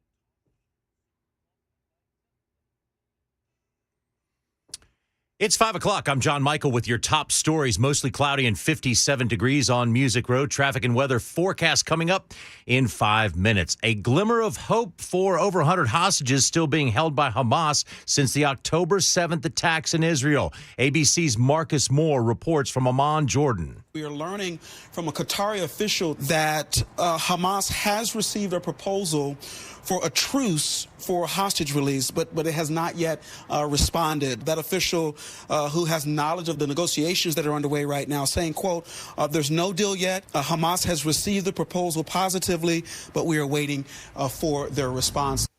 CIA Director William Burns had been in the region trying to broker a deal. The Department of Human Services launched a grant opportunity to expand employer partnerships for child care for Tennessee. WTVF reports it's a 3-year pilot program that will receive $15 million a year in state money to assist child care through nonprofits. As of February 1st, that's today, the TDHS is taking applicants for the new care partnership grants. There's a rolling deadline for all qualifying nonprofits. Jennifer Crumbley, the mother of a Michigan school shooter, Ethan Crumbley, testified on her own defense in a Pontiac courtroom today. She was asked by her lawyer if she failed as a parent for not seeking warning signs in her son prior to the 2021 shooting. Failure as a parent, but at that time, I guess I didn't see. I felt bad that Ethan was sad at those things, and I guess I don't know, I just felt like I failed somewhere.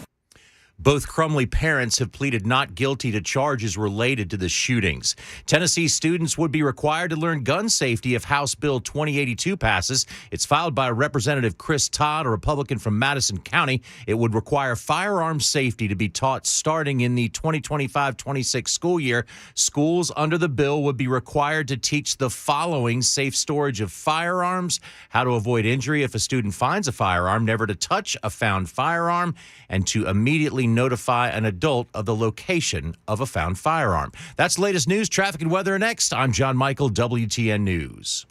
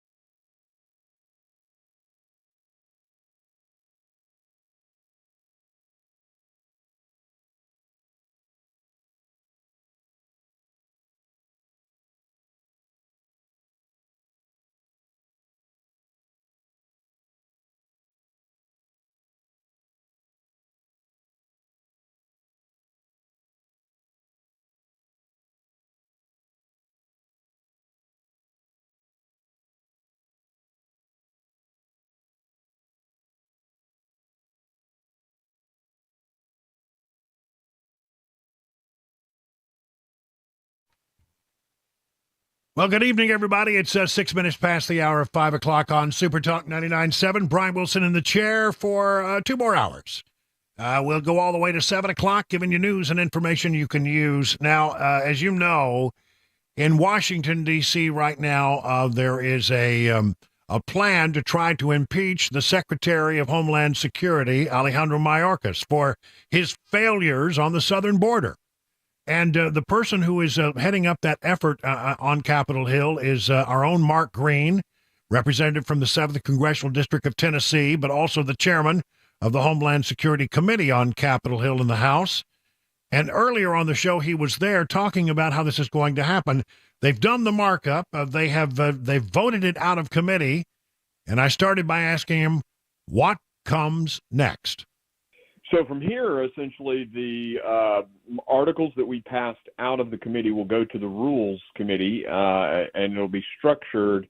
The way impeachment is done, you vote on each article of the impeachment separately. So they will be the bill will be divided in the Rules Committee, and then each article will be sent. We'll debate it on the floor. The date is still to be determined. I think I know the date, but the leader has to make that announcement. So Leader Scalise in his office will put that out, and then we'll go and make it happen.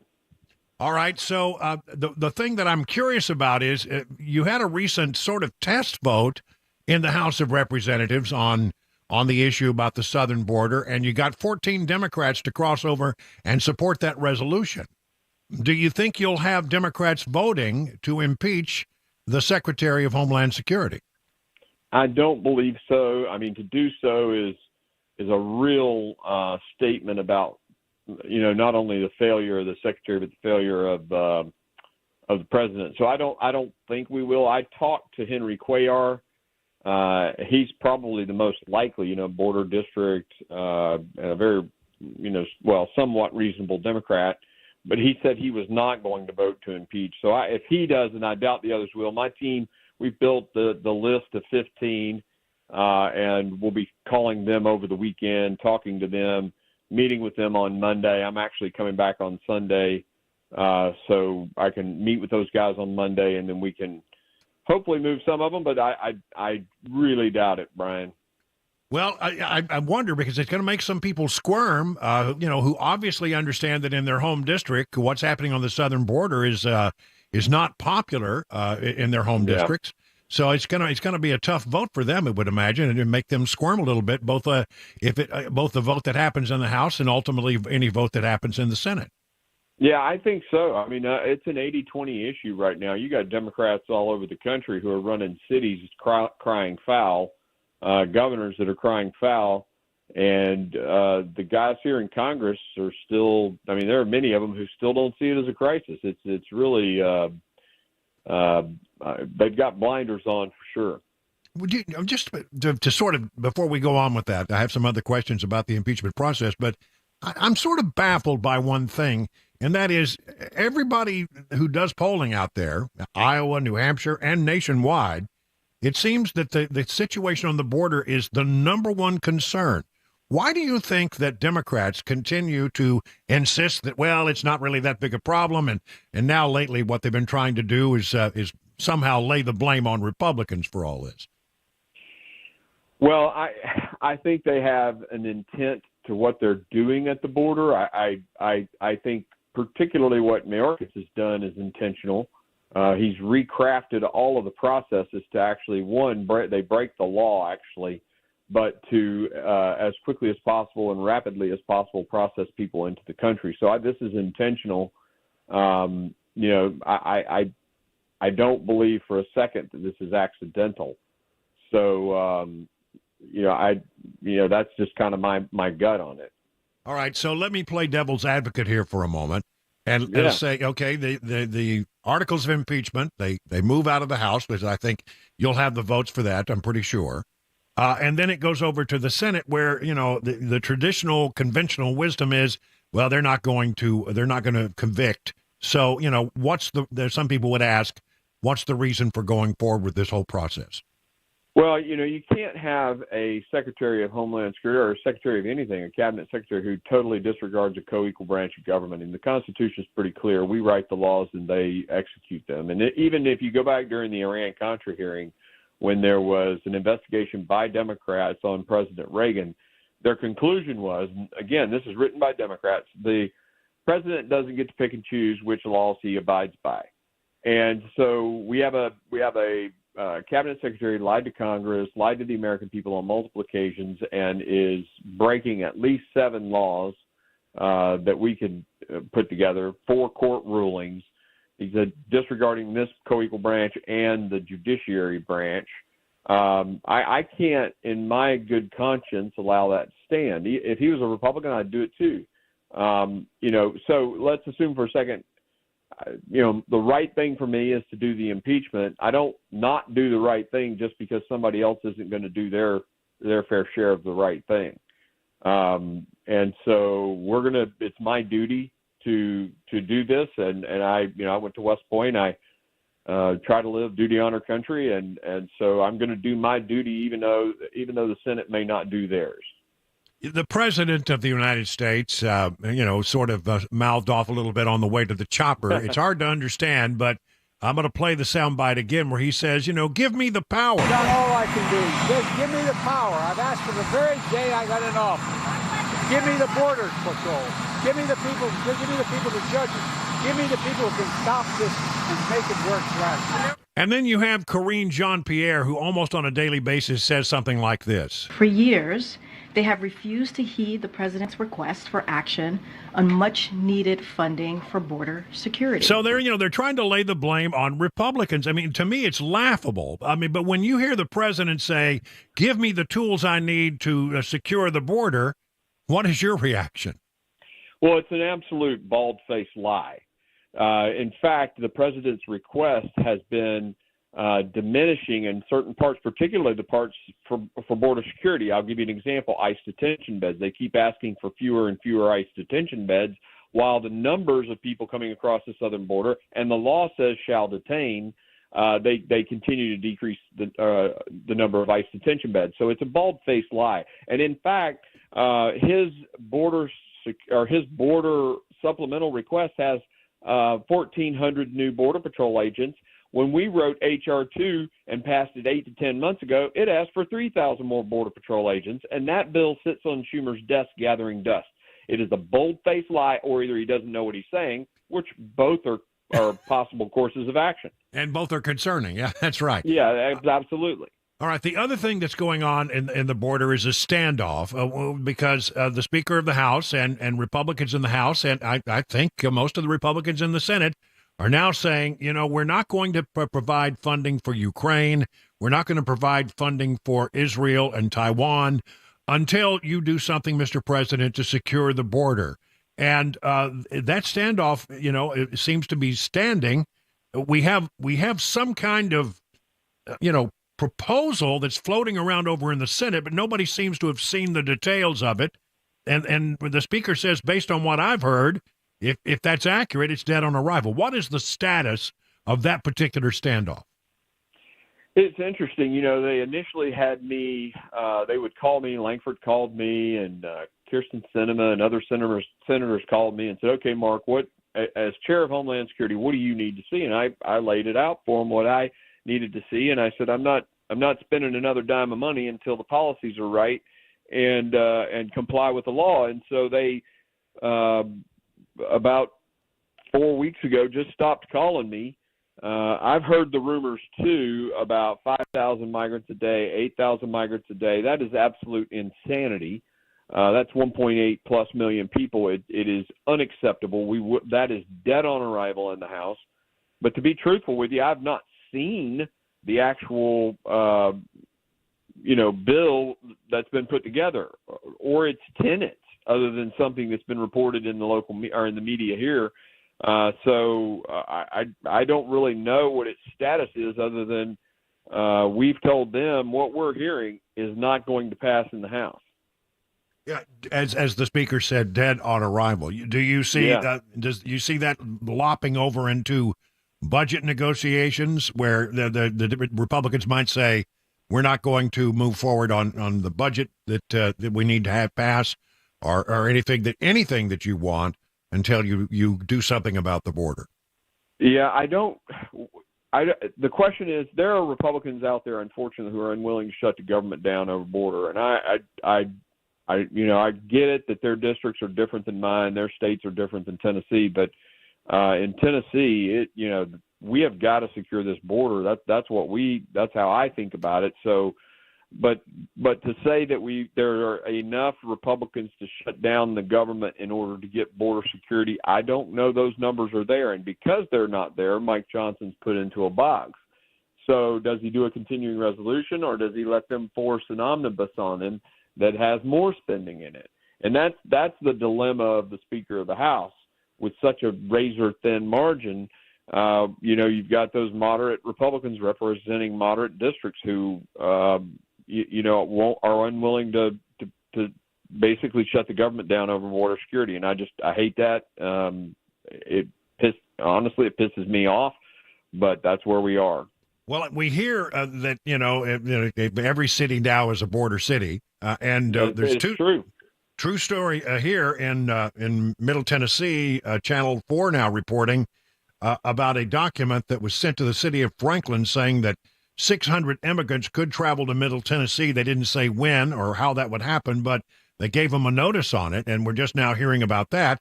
And just the other day, a huge drug bust, great work by our local law enforcement. They seized like 120,000 fentanyl pills, which, as you know, that's enough to kill a lot of people. Yeah. It really is impacting people all across the country, even right here in Middle Tennessee. Well, there's no doubt about it. I talked to the Sheriff's Association, I guess it was probably 6 months ago, and the Tennessee Sheriff's Association told me that the street value of a hit of fentanyl was roughly $95 a hit in January of 2021 when Joe Biden came into office. It's now around $28 a hit. So that's just a simple supply-demand a reflection of the open border, and that's why the numbers of dead people from fentanyl has skyrocketed. And these deaths are, I think, the blood of those people is on the hands of Alejandro Mayorkas, which is why I've been doing this. I mean, we've been going after this guy now, and people get frustrated at the pace of it. But part of my job was to be strategic and educate the American people, educate the members of Congress, so that we could get a vote to get rid of this guy. And it's now come to fruition, and pretty confident we'll get that done next week. All right, so you're thinking that the articles of impeachment happen sometime in the next few days, or is it going to be a little longer than that? I think it's going to be very soon. That's what Mike has said. Now, the Speaker has said. I will tell you that I kind of know the dates, but it's not my role to release that information. That's the leader's job, and he schedules the floor. So I'll wait on his announcement to articulate when it's going to be. But your sense is sooner rather than later. Yeah, I'd say sooner rather than later. All right, I'll take that. I'll read between the lines there. That's Mark Green earlier today on The Drive, and so that will happen, we think, very, very soon. And then we'll go to the Senate, and we'll see what happens there. I mean, honestly, nobody's really expecting the Senate to convict.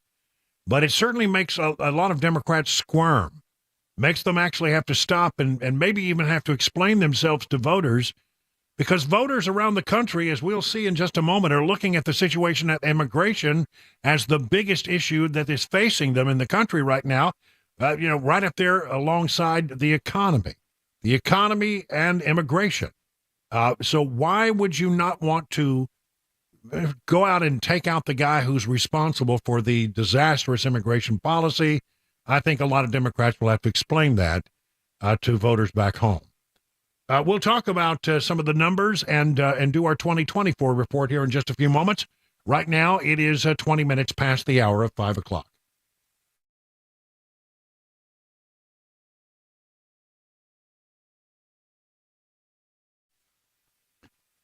So how are you faring in the rough and tumble market, up one day, down the next? It's certainly been that way this week.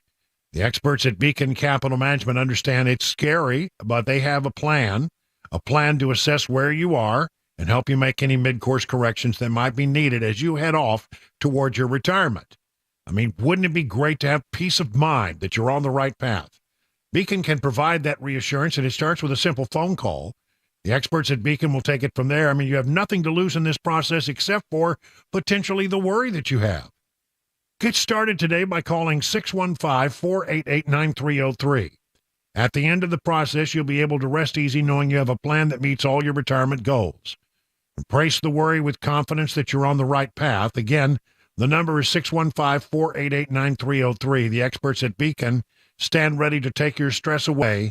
Learn more at AskBeaconNow.com.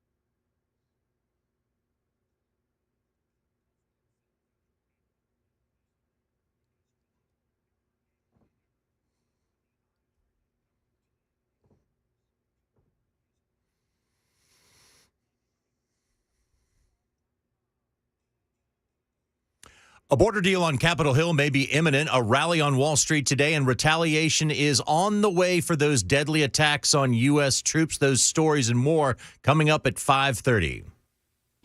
All right, thank you very much. We appreciate you, John Michael, filling in for Mac Maury, who's off today. And there's Chris Webber in the control room, pushing all the funky buttons, in his vibrantly blue shirt. You like that? That color pops on television. Yeah, it does, doesn't it? Yeah. You see a lot of people in television wearing jackets and stuff of that color. And you'd have to watch it on Super Talk TV if you want to know. I'm, of course, in basic black today. I'm the man in black. Can't go wrong there. It sort of matches my personality. Let's see. I want to talk a little bit about, let's just call it the 2024 update. I want to make sure I hit the right button there, because there it is. No, it's not. It's not there. I don't know why it's not there. How come? How come we don't have the 2020? There it is. I have to hit the button harder. A ball-peen hammer might be needed on this piece of equipment. Lean into it. That's right.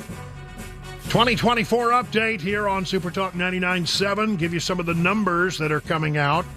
One of the things that we're wondering is, okay, why is Nikki Haley staying in the race? And the answer, I mean, because clearly she got stomped in Iowa, got stomped in New Hampshire. She wanted to hang in there for South Carolina, and we really haven't seen much polling about how things are shaping up for her in South Carolina, but that changed. This morning, the Washington Post poll came out. Trump in South Carolina leads Haley by 27 points. It is Trump 58 and Haley 32. So, again, she's going to get stomped in her own home state, and I don't know how that works out for her. What's the purpose of doing that? I mean, if you can't win the nomination, do you want to just continue to embarrass yourself and embarrass yourself and embarrass yourself? Or do you want to try to preserve some dignity for a future run? That's the question I have. One way or the other, it doesn't look like she's going to be the Republican nominee. Now, there are some interesting polls out with regard to the general election.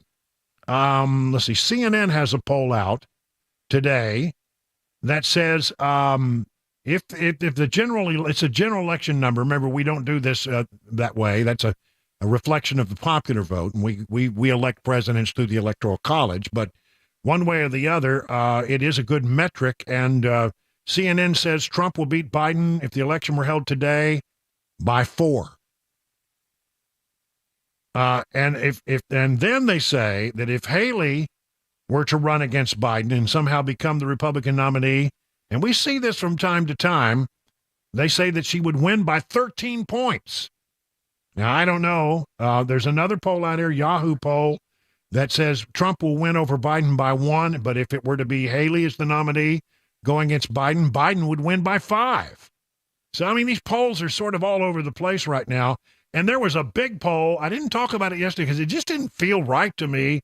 Seemed like it was sort of a squirrely poll. There's nothing worse than a squirrely poll. But this was a Q poll from Quinnipiac. Yeah, I said it right. And it had Biden beating Trump in the general election by 6. Now, I got to tell you, there is no other poll out there that I can find that suggests that. And so I think that is what you call your basic outlier. I mean, I saw people saying, well, is this a new trend? The trends don't start like that. Trends, take time. They build slowly.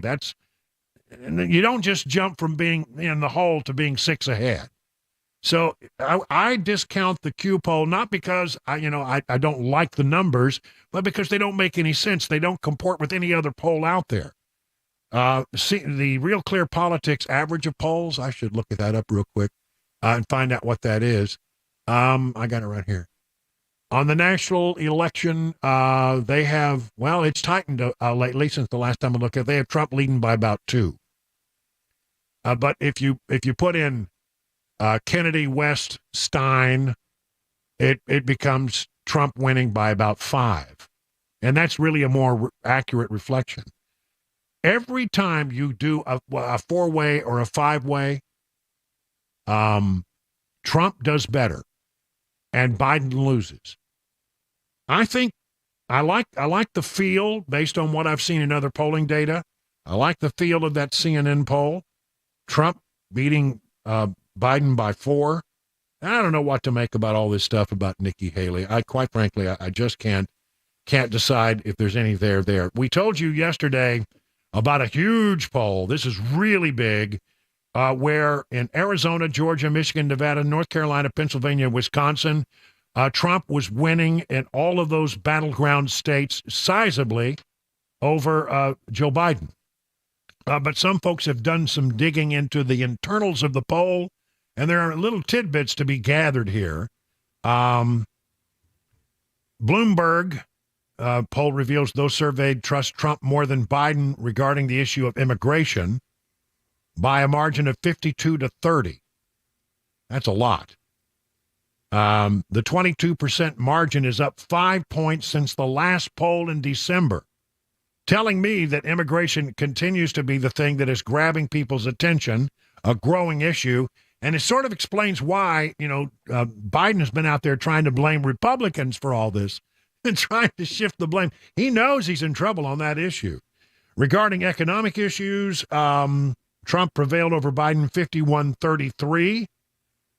96% and 84% of voters respectively see the economy and immigration as the important factors in how they will vote in the 2024 election. Nearly two-thirds of those in the 7-state poll believe Biden is very or somewhat responsible for the illegal immigration surge at the southern border. Again, I'm not telling them how to do their business. If they want to fail, that's their business, and I'm happy to see them fail. But I don't understand. They're not stupid. They're not stupid, and they and they know that immigration is killing them right now, and yet they don't seem to be willing to do anything to solve the problem. In other words, you solve the problem, you shut down the border, the issue goes away long before you get to the polls and November, right? But they don't seem to be doing that. And you look, they've let 8 million people in. How many more do they want to let in? If that's their goal, I wonder. Isn't enough? If that's your goal to change the demographics someday of the nation, if that's you got enough to do that, so why not shut it down? If you're a Democrat, I gotta wonder why Democrats would not stop their border policy and try to get it off the table as we get closer and closer and closer to people casting their ballots. Doesn't make any sense. Seems to me that there's a reason for that. And that reason is I don't think Joe Biden is actually going to be the nominee. 33 past the hour.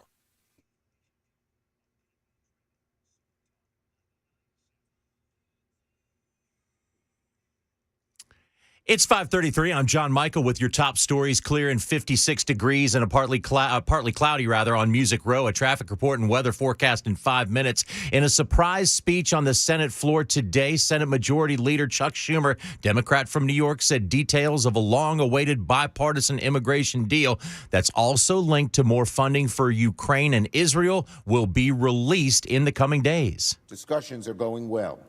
So I want members to be aware that we plan to post the full text of the National Security Supplemental as early as tomorrow, no later than Sunday.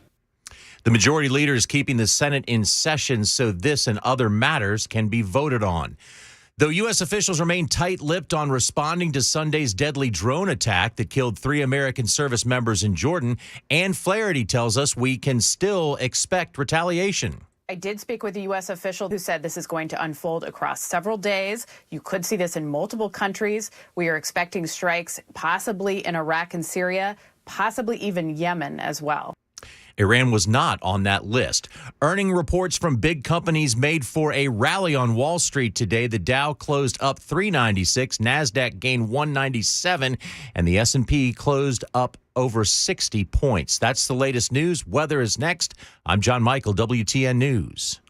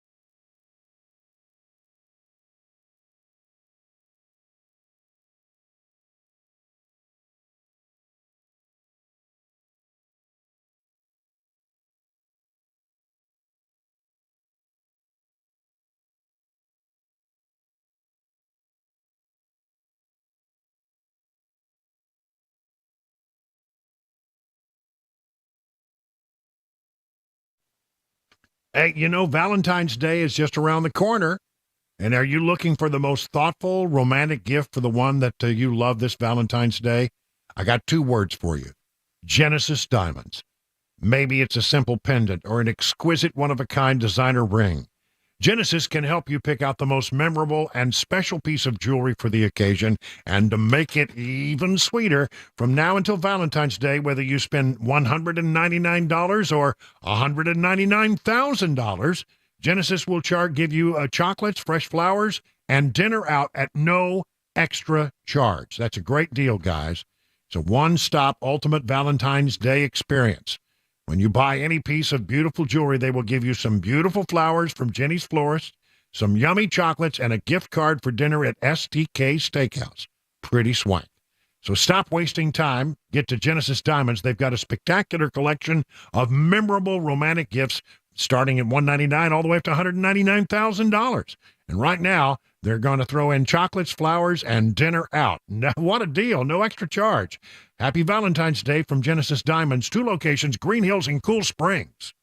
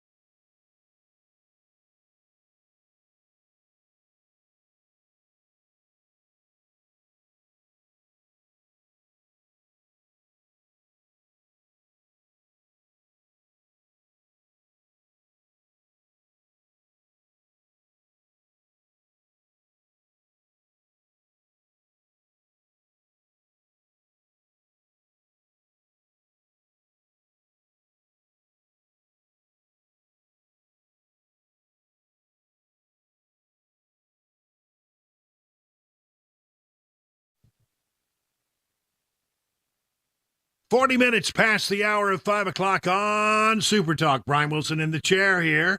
We're going to bring you some more news and information so you'll arrive home knowing exactly what's going on in the world around you. You need to know, right? There is more good news, I think, for Donald Trump in this little story here from the Epoch Times. It has to do with this case that is being brought against Donald Trump by Jack Smith, the special counsel. Let me just read a little bit from it, you get some sense of why I think it's a good development. Former President Donald Trump's federal election case has been on hold for 50 days as he appeals to a higher court on grounds that he is immune from prosecution. Now, on December 13th, U.S. District Judge Tanya Chutkan issued a pause in the elections case in Washington and signaled that on at least 2 occasions, she doesn't think that the March trial date that was scheduled last year will hold. The judge also halted the submission of any major motions by President Trump's attorneys and federal prosecutors. The case cannot resume until the D.C. Circuit Court of Appeals resolves the question of whether the former president is immune from criminal prosecution, as he has argued. His attorneys have argued this is because his activity after the 2020 elections was part of his official duties, and a president is supposed to have immunity for his official duties. Well, the appeals court, which hasn't signaled when it will issue an order, is sort of, we're all wondering when that is going to happen. But one way or the other, if it comes out as a bad ruling, I mean, they're taking their time, so it must be a complex legal question, because, otherwise, TikTok, there are some good reasons to expedite a ruling on this, and the fact that it's not coming suggests to me that there's a pretty good argument going on behind the scenes at the Court of Appeals. And if he doesn't like the version that comes out of the Court of Appeals, I believe it's true that he can take it to the full Court of Appeals, and then after that, to the Supreme Court. What am I saying ultimately? This case is not going to be adjudicated in the coming year. It will never be adjudicated, and it will not become a real factor, I think, in this election. We'll see, but that's the way it feels right now. The timing of the decision by the panel will indeed be a critical determinant of whether the case can go forward expeditiously, said Daniel Richman, a Columbia University law professor. I mean, he could get a good ruling, and it's over. Jack Smith doesn't really have a case if he gets a positive ruling out of the court, because he can't bring a case if the president indeed has immunity. I think it's a fair question, and I think it's one that, honestly, it needs to probably go all the way to the Supreme Court if the appeals court were to decide the other way. So, look, just take that one sort of the way it looks right now. In one scenario, Trump gets a great ruling from the Court of Appeals. Well, then then Jack Smith may appeal it up the line. He may appeal it. Who knows? One way or the other, a good ruling from the appeals court means that probably his case is dead. A bad ruling means that Trump is going to take it to the Supreme Court, and that's going to take some time. And I don't think that they're going to ever get to that trial in this coming year, the way it feels right now. Fani Willis, she's the one bringing that case in Georgia. And this woman is just, she's just a piece of work. Of course, that she has now been found to have been apparently in a romantic relationship with the person that she hired to conduct the prosecution. She paid this guy $700,000. He never had done a prosecution in a case like this before, seemed to have really questionable credentials, but she paid him anyway. And now we come to find out apparently, allegedly, they have a relationship. And that matter is now being taken up in several courts. One of them is a divorce court, where her lover is being sued by his estranged wife over the relationship that they had. Now comes word that Fani Willis and Nathan Wade, her lover, and the prosecutors have been subpoenaed as witness in Trump's election case. Wow. Can you imagine how that's going to go? Free Beacon has obtained audio of a whistleblower privately warning. Well, I'll get to that story in a moment. There it is. Bad news for Willis in regard to the election case. Ashley Merchant, attorney for one of the defendants in the case, Michael Roman, has now hit Fani Willis and her alleged paramour, Nathan Wade, a special prosecutor, with subpoenas requiring them to testify in the case in February. They'll be deposed under oath. My goodness. So there you go. The thing about it was, not only did she pay the guy $700,000 and he didn't have the credentials to carry out this kind of prosecution to begin with. This is clearly a favorite to her lover, is what it appears to be. And now she's going to be deposed in the divorce case. She's going to be deposed in the Trump case, and all of that ugliness is going to spill out, and it may well end the case there. So there's two cases right now. One probably won't get considered during the election year at all, so that's sort of off the table. And this one could fall apart based on the fact that there was, corruption in the way the prosecutor was actually chosen for the job. Wow. Now, here's that other story about Fannie Willis. Fannie Willis may have fired the employee who warned her about mishandling federal funds, but she didn't deny allegations. This is a little deep. Let me see if I can explain it. Less than a year into her tenure as Fulton County District Attorney, Willis met with an employee by the name of Amanda Timpson, an employee in the District Attorney's office responsible for giving nonviolent juvenile offenders alternatives to the juvenile court system. During their conversation, a recording of which has been reviewed by the Washington Free Beacon, Timpson claimed to Willis that she had been demoted after attempting to stop a Willis campaign aide from misusing federal grant money meant for a youth gang prevention initiative.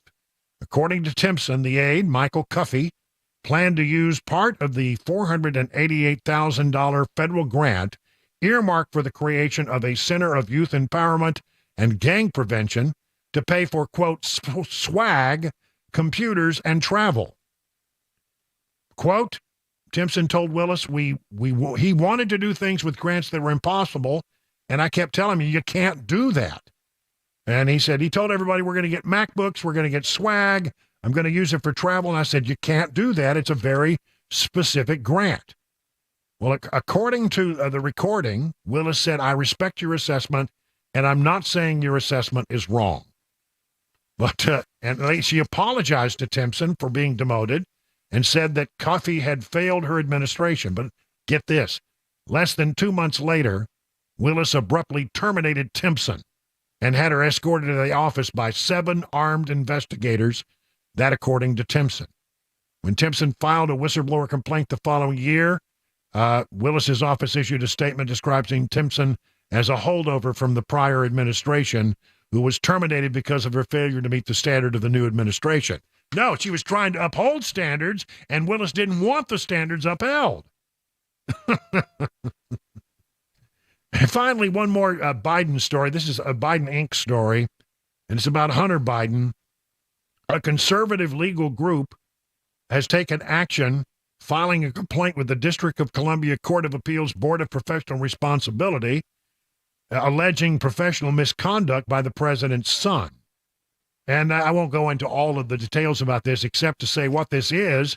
It's an attempt to try to strip Hunter Biden of his law license. He still has a license to practice law in the District of Columbia, and the group said it is notable because there's rules that say that any kind of illegal activity can reflect adversely on one's fitness to practice law.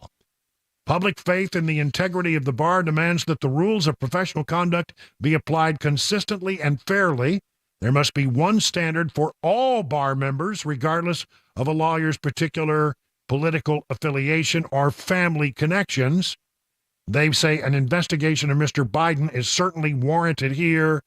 So will Hunter Biden lose his law license? At least they're asking the Bar Association to conduct a professional investigation into that matter. More problems for Hunter Biden. By the way, he and James Biden will testify behind closed doors later this month. 51 minutes past the hour of 5 o'clock on Super Talk.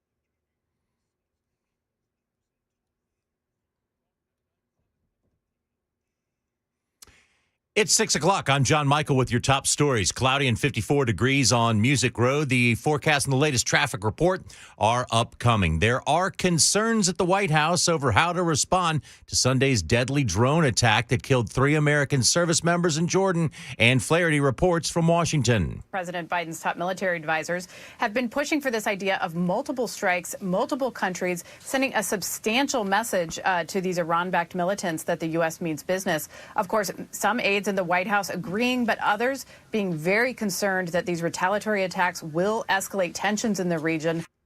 White House officials recently named Iran as a responsible party. In the fall of 2023, the city of Franklin, Tennessee, received a notice from U.S. Department of Homeland Security that nearly 600 immigrants going through the immigration process could travel to Middle Tennessee.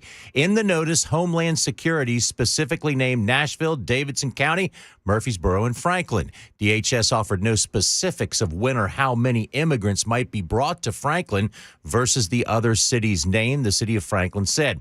The notice sent by DHS was titled Intended Destination of Non-Citizens Processed at the Southwest Border. It detailed the department's processing of immigrants at the border, what happens once they're released from custody after processing, and their travel to listed intended destinations.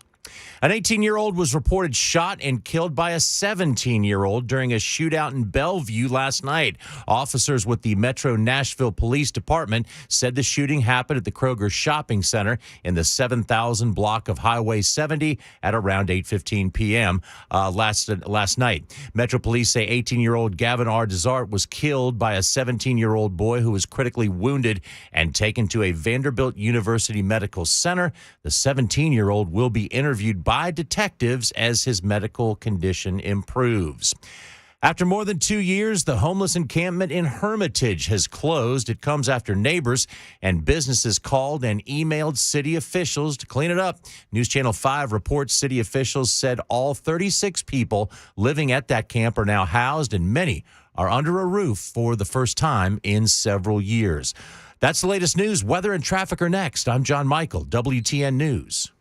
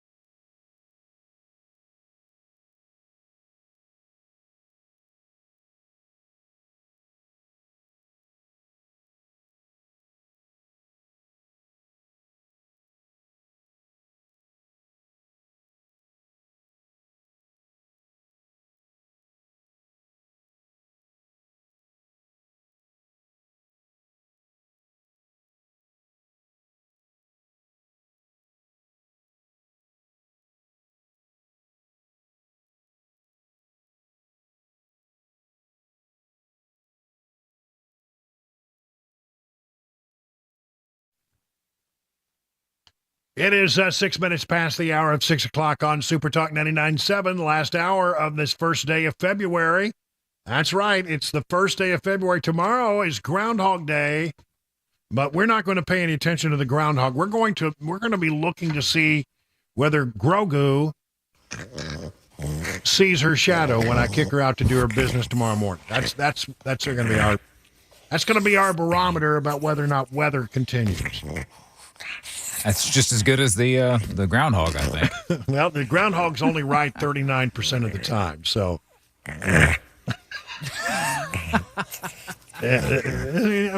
Listen, I'll tell you what. I feel like I'm getting wet when I hear that. I know.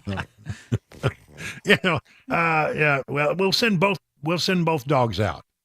We'll send there you Grogu go. and the puppy, and we'll see, what happens with their shadows. Now, what if they have conflicting results? What do you do then? Well, that would be kind of hard because, basically a shadow is caused by sunlight. And if it's the sunlight on one bulldog, there'll be sunlight on the other bulldog. That's true. See, I never have understood, because to me, when you have a sunshiny day and the groundhog sees its shadow, well, I mean, usually a sunshiny day indicates that the weather is nice. Yep. And you're probably, why does that infer, a nice day infer that it's going to be a worse day for the next 6 weeks? That's a good question. I think it's just an excuse for those folks up in Pennsylvania to drink in the morning. That's right. Exactly right. Day drinking. That's right. Yeah. That's right. And of course, will you have Sonny and Cher ready to go tomorrow? I'll do the best I can to find that. Yeah. Yeah. Okay. All right. Well, anyway, isn't it funny now though? We never really thought too much about Groundhog Day. It was a 30-second reader, but because of the movie now, Groundhog Day has a whole different meaning. That's true. It's not a weird, sort of tradition up in Gobbler's Knob. It is a reference to things that seem to happen over and over and over and over and never change. Mm-hmm. So I don't know. It's funny that the meaning has been completely co-opted by the movie. Yeah, it really has. I need to watch that movie again. I know, it's such a good movie. It's so good. It's so well done. Let's see. Let's go to the swamp if we could and talk about what's going on in the swamp world today. We got a press conference today by Secretary of Defense Lloyd Austin, who in the middle of, very tense times in the Middle East, decided to keep from people the fact that he was in the hospital. And the President of the United States didn't know. His Deputy Secretary of Defense did not know that he was in the emergency room or undergoing emergency treatment because of complications that came as a result of his a diagnosis of prostate cancer. Now, I mean, it's a serious thing, prostate cancer, I'm sure, but I mean, none of this should have prevented him from telling people that he was in the hospital and he apparently didn't want people to know. Well, today was the first time that he returned to the Pentagon. He's been doing his business from home for the last, not that kind of business, been doing his Defense Department of business from home. And he had to take some questions from reporters. I should have told the president about my cancer diagnosis. I should have also told my team and the American public. And I take full responsibility. I apologize to my teammates and to the American people. Hold it. So did you hear him say this part, that he takes full responsibility? And then what he does is he tends to then blame it all on staff. People. I don't think I've created a culture of secrecy. I think there will be security officers, there will be other staff members who may perceive that they're doing things in my best interest, and I can't predict or determine or ascertain what those things may be. So are you really taking full responsibility, or are you sort of blaming it on your staff? Well, the staff, I guess they thought they were protecting me, but they didn't do what they should have done. I mean, that doesn't seem to me as if you are taking full responsibility. I'm just saying. Anyone else within the military chain of command would have faced reprimand or even dismissal. Why shouldn't that same standard apply to you, sir? Great question. Well, let me just say that thanks for the question. That we didn't get this right, and as I said, I take full responsibility for. He didn't answer the question, did he? For the department's actions in terms of why on the second notification was not made to the White House. That information was available. I'm not sure at this point what exactly happened, but I think details will play out as the review is conducted. Which is basically a long, I say it's about a 40-second soundbite in which he doesn't answer the question. But that is a great question. I mean, anybody else would have been in real trouble, but because you're the boss, nothing happens. He says, I need you to understand that, this is a delicate matter and I'm a very private guy. And frankly, my first instinct was to keep it private. I don't think it's news that I'm a pretty private guy. I never liked burdening others with my problems. It's just not my way. Well, you know what's more important than your own personal view about your right to privacy? The needs of the people who serve under you in the military. Honestly, there's really no excuse for this. When the ambulance arrives, no lights, no sirens. Did you direct the aide to say that? Well, so now there again, he's trying to find out. Did you say that? Again, he throws the aide under the bus. I asked my assistant to call the ambulance. I did not direct him to do anything further than just call the ambulance. And so what he said and why he said it, I think that should come out in the review as well. Yeah, well, as the review is, it's going to be released at 5 o'clock on a Friday, some big holiday weekend, about 6 months from now. When you got a problem, there's two ways that you solve it, and one of them is to just fess up and say, I screwed up and it's my fault and I'm sorry, and let the chips fall where they may. Or you set up a blue ribbon panel to investigate the matter and to do a complete review and to file a report that gets shuffled under a door somewhere, and we all forget about it in 6 months, and then, we never really think about it again, and it never comes up. You play the long game. Just kill it. The blue ribbon panel, the complete review that's being done. Well, one way or the other. I mean, he's not going anywhere unless Biden wants him to go somewhere. But at least he says he didn't handle it right, even if he did sort of throw his staff under the bus. In other swamp news, the government worker got a bigger pay raise than you likely did last year. The compensation of government workers rose at a faster pace than workers in the private sector, according to the Department of Labor. The employment cost index for employees of state and local governments rose 4.6%. That was only slightly less than the 4.8% gain seen in previous years. That index tracks private sector employee costs. In private sector, employment costs rose by a smaller 4.1%. So if you work for the federal government, it used to be said that, well, if you work for the federal government, you're not going to make a lot of money, but you get some job security because nobody ever gets fired. But now it appears that they're getting raises at a faster and higher rate than people in the private sector, and that should not be the case. I think raises in the federal government ought to be tied to whatever happens in the private sector. It should reflect the economy. Because, government doing its job well means that the country will do well and prosper, and that means the people will get good raises. That ought to be the motivation. But no, they just dial in. It's not like it's real money to these people. It's not their money. They're not trying to get a business to run. They're just giving out pay raises with money that we send them, and it's not. They don't even think of it as real money. They think of it as, well, we just got to give them a big raise to keep them around. They do not reflect what's going on in the private sector, and that should always be the case. Skippy is back. That's right. Skippy, otherwise known as John Podesta, will serve as the Biden administration's climate czar. Did you know that John Kerry, reporting for duty, sir, has just he stepped down. He's going to go to the campaign And so they've brought back old people never go anywhere in Washington. They just get shuffled around. John Podesta will come in as the climate czar. Oh my gosh. We need to keep meeting the gravity of the moment. And there's no one better than John Podesta to make sure that we do, said White House Chief of Staff Jeff Zients.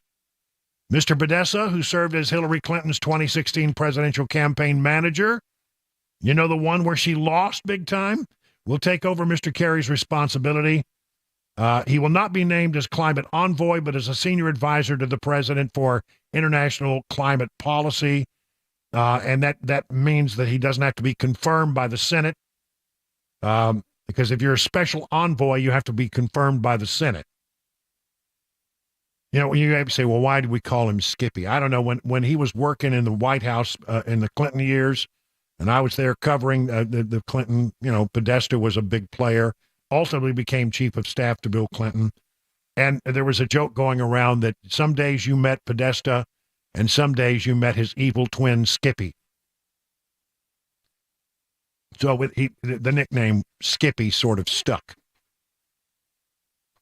75 years old, long career in Washington, starting in the Carter era. He's been associated with a lot of failed presidencies. There was a horrible thing that happened in Washington, D.C. A man accused of being involved in 8 dangerous crimes in an 11-hour period in Washington has been arrested on felony charges almost 2 years ago to the day, but they're ultimately dropped. Police fatally shot and killed Artel Cunningham of Suitland American on Tuesday following a string of carjacking and shootings. One hospitalized Donald Trump, a former Donald Trump administration official who is still in critical condition, and led to the theft of several vehicles. But he had apparently long criminal record. And this is what happens in D.C. in the Maryland area.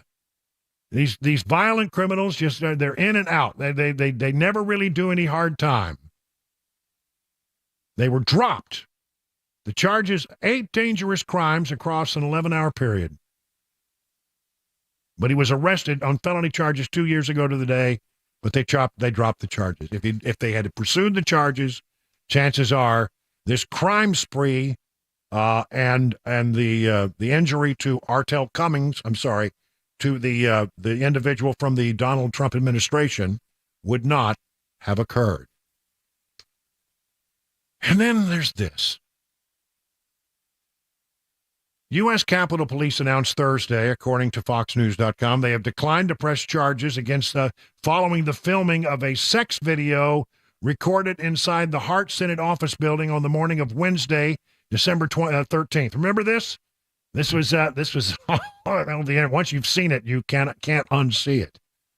So, Hart 216, second floor of the Hart building, is a huge hearing room where they hold a lot of the big hearings. And the reason that they hold them there is it was designed to be a place where you could handle a lot of TV cameras, a lot of reporters, and a lot of people with the big hearings.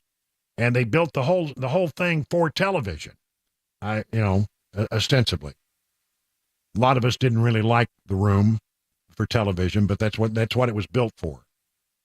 And it's a big one. I mean, there are a lot of historic hearings have taken there. And then on the night of December 13th, an employee of the Senate did a gay sex video where 2 people are seen mostly naked. Well, let's just say completely naked, except for certain leather straps that I don't really want to go into. I'm sorry, I don't want to go into it. And it was posted, and so they fired the guy.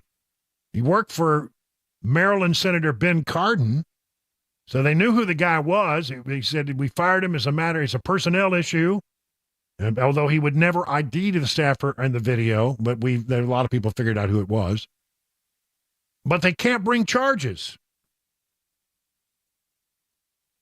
After consulting with federal and local prosecutors, as well as doing a comprehensive investigation and review, it was determined that despite a likely violation of congressional policy, there is no evidence that a crime was committed. So you can film naked porno videos in the Senate, and there's no crime, apparently. So no charges were brought. Your government at work, ladies and gentlemen. 21 minutes past the hour of 6 o'clock on Super Talk 99.7.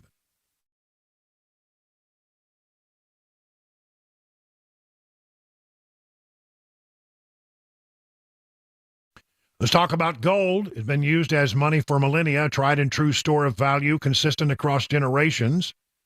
Generational wealth has three components: land, art, and precious metals. And you know what? The land is expensive right now, and with interest rates high, it's hard to obtain.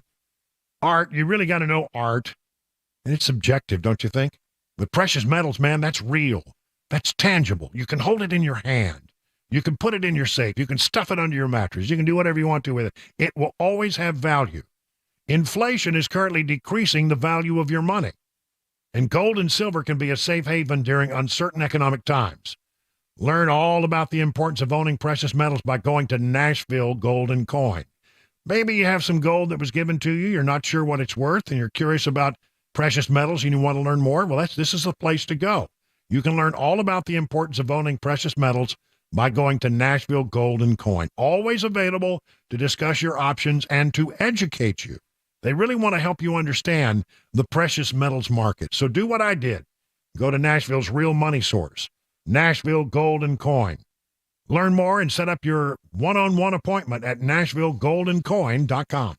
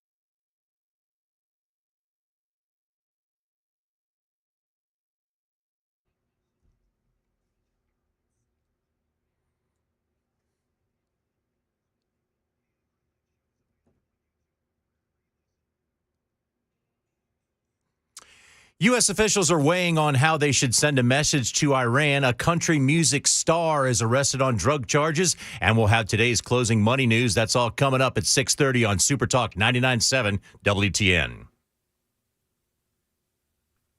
26 minutes now past the hour of 6 o'clock. That guy, James O'Keefe, I always get a kick out of him. He's the one who does all those hidden camera things that always show people, that saying things that they wouldn't normally say on camera.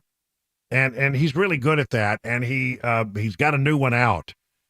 It's an official, a low-level official. This is just backwater stuff, really. This guy's not a very big fish. But his name is Charlie Krager, a White House cybersecurity policy analyst.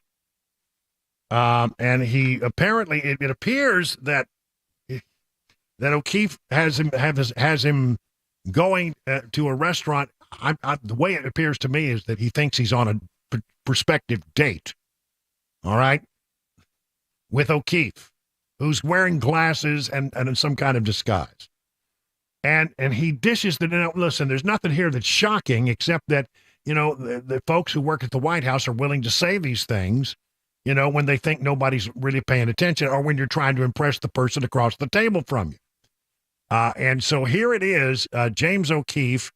It's a little hard to hear, but I think worth hearing as he sits down to have a drink with this guy in a Washington, D.C. bar not far from the White House. I work at the White House. So you're pretty high up in the government. Yeah, I'm fairly high up. I'm good at keeping secrets, and so I manage 2 federal agencies, the State Department and USAID. So when you say it's like security, like you're protecting the networks of the federal agencies that you give all your information to. The mission is to protect information. And we are like the president's voice when we go into meetings in terms of discussing and promoting the president's priorities. Is he going to be the nominee? Is he going to be the nominee? Yes. And she will be the vice president. And she'll be the vice president, he says. Yeah, There was a debate about removing her from the ticket, but sadly they didn't. She can't keep black staff. They quit on her in mass. But with him, I know. He's got dementia. He's definitely slowing down. Well, they know definitely slowing down, he says. He has those issues. I think so. But they're not willing to say it. Shows it. And, they're not willing to say it publicly. And same thing with Kamala Harris. She's not popular, but you can't remove the first black lady to be vice president from the goddamn presidential ticket. Like, what kind of message are you going to send to, like, African American voters? How would you spin that? People would be like, what the fuck? Like she's a woman and she's multiracial. I think that they're really concerned about this. But they won't say it. Well, I guess if they say it publicly, correct. Biden is they can't say it publicly. No, they got to toe the line. Do they say it privately? But they won't say it publicly. Correct. That Biden they can't say it publicly. No, they got to toe the line. Do they say it privately? I mean, I'm just telling you what I've heard. Like, You're just telling me the truth. Does it make sense? No, but that's what I've heard. I've had a meeting with Michelle Obama at one point. Now it moves into something else here. Now he's talking about how when he was in the Obama administration as an intern.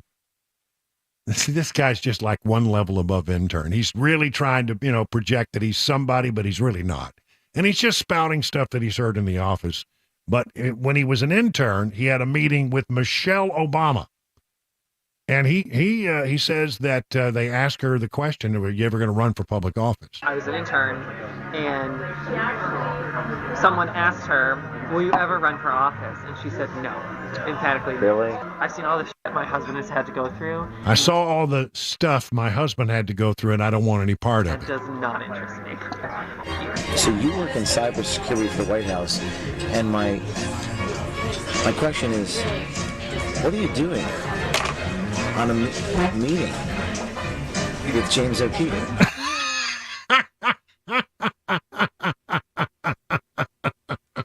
Yeah, what are you doing sitting across the table flirting with James O'Keefe? A great question. Well, anyway, I think he's right about Michelle Obama. I think the other stuff, he's just spouting stuff that he's heard around the office. He doesn't know anything, but he sure wanted to project that he did. It's 31 past the hour now of 6 o'clock.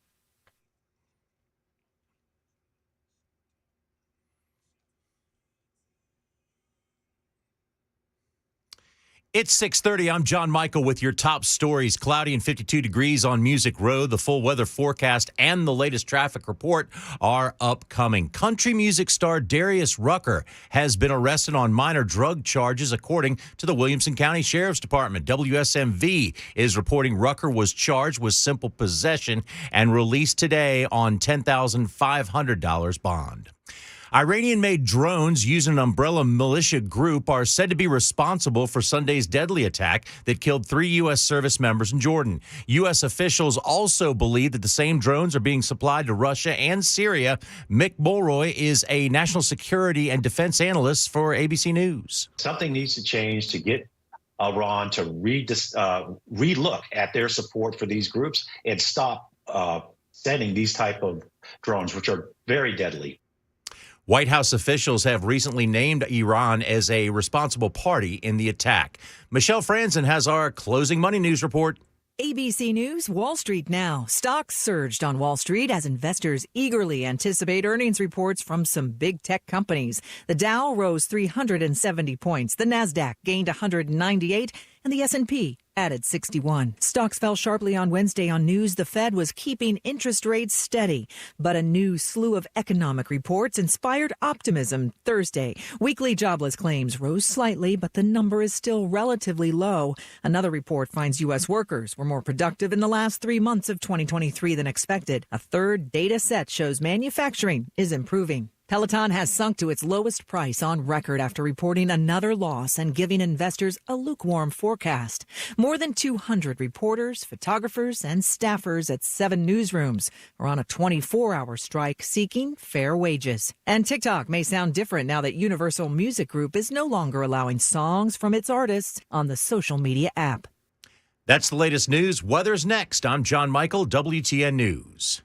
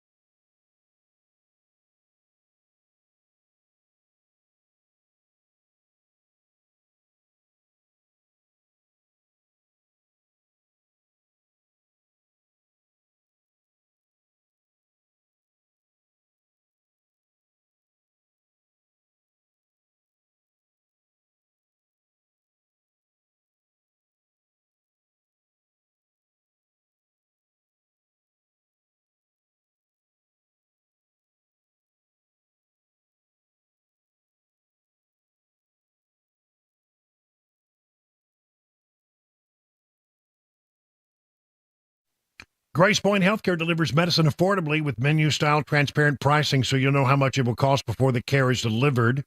Best known for their Smart Care plans, just $69 a month. You get unlimited office visits and free basic labs for the entire year. And because they treat the entire family, even newborns, they offer family plans as well. Now, you marry this with a high-deductible insurance plan, could save you and your family hundreds of dollars. At Grace Point, they take their time with each patient. They see you the same or next day. There are no long wait times or crowded wait rooms. They treat naturally whenever possible, and it is a military vet-owned practice. Just some of the reasons why it's been voted the best primary care provider year after year after year. Grace Point Healthcare is on Main Street in Franklin. Here's the number, 599-6868 to schedule a visit.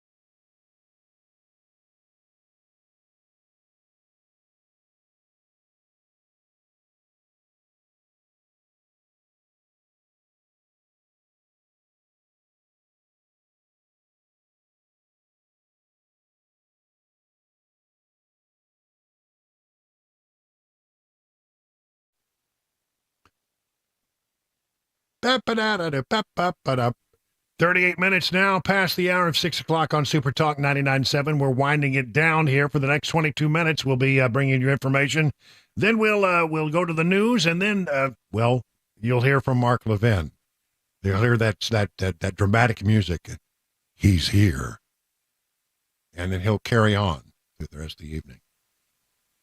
And call somebody a big dummy at some point, generally. Yeah, I always look forward to that. Yeah, that's when it's the highlight of the show. I think it happens about once a day. All right, I want to start out with some news about stuff surrounding our border crisis. We've talked a lot about it today, but did you know that there was a vote in the House of Representatives, and Republicans and 59 Democrats voted to pass a bill to deport illegal immigrants who commit DUIs. 59 Democrats joined with Republicans. That means that, but here's the thing. There are 150 Democrats in the House of Representatives who voted to say it's okay for somebody to come here illegally to this country to commit a DUI or maybe even kill people in an accident because you've been drinking. And you don't need to be deported. That's unbelievable to me. But it did happen. The Speaker of the House took the floor at one point recently to talk about the whole situation on the border. Pretty good stuff here. There have been more than 7 million encounters with illegal aliens just at our southern border alone. 35 of our 50 states, including my home state of Louisiana, don't have a population that large. Yet that's how many people have been apprehended in just the past 3 years. Among those who've been apprehended on the southern border, but between ports of entry, more than 300 individuals who are on our terror watch list.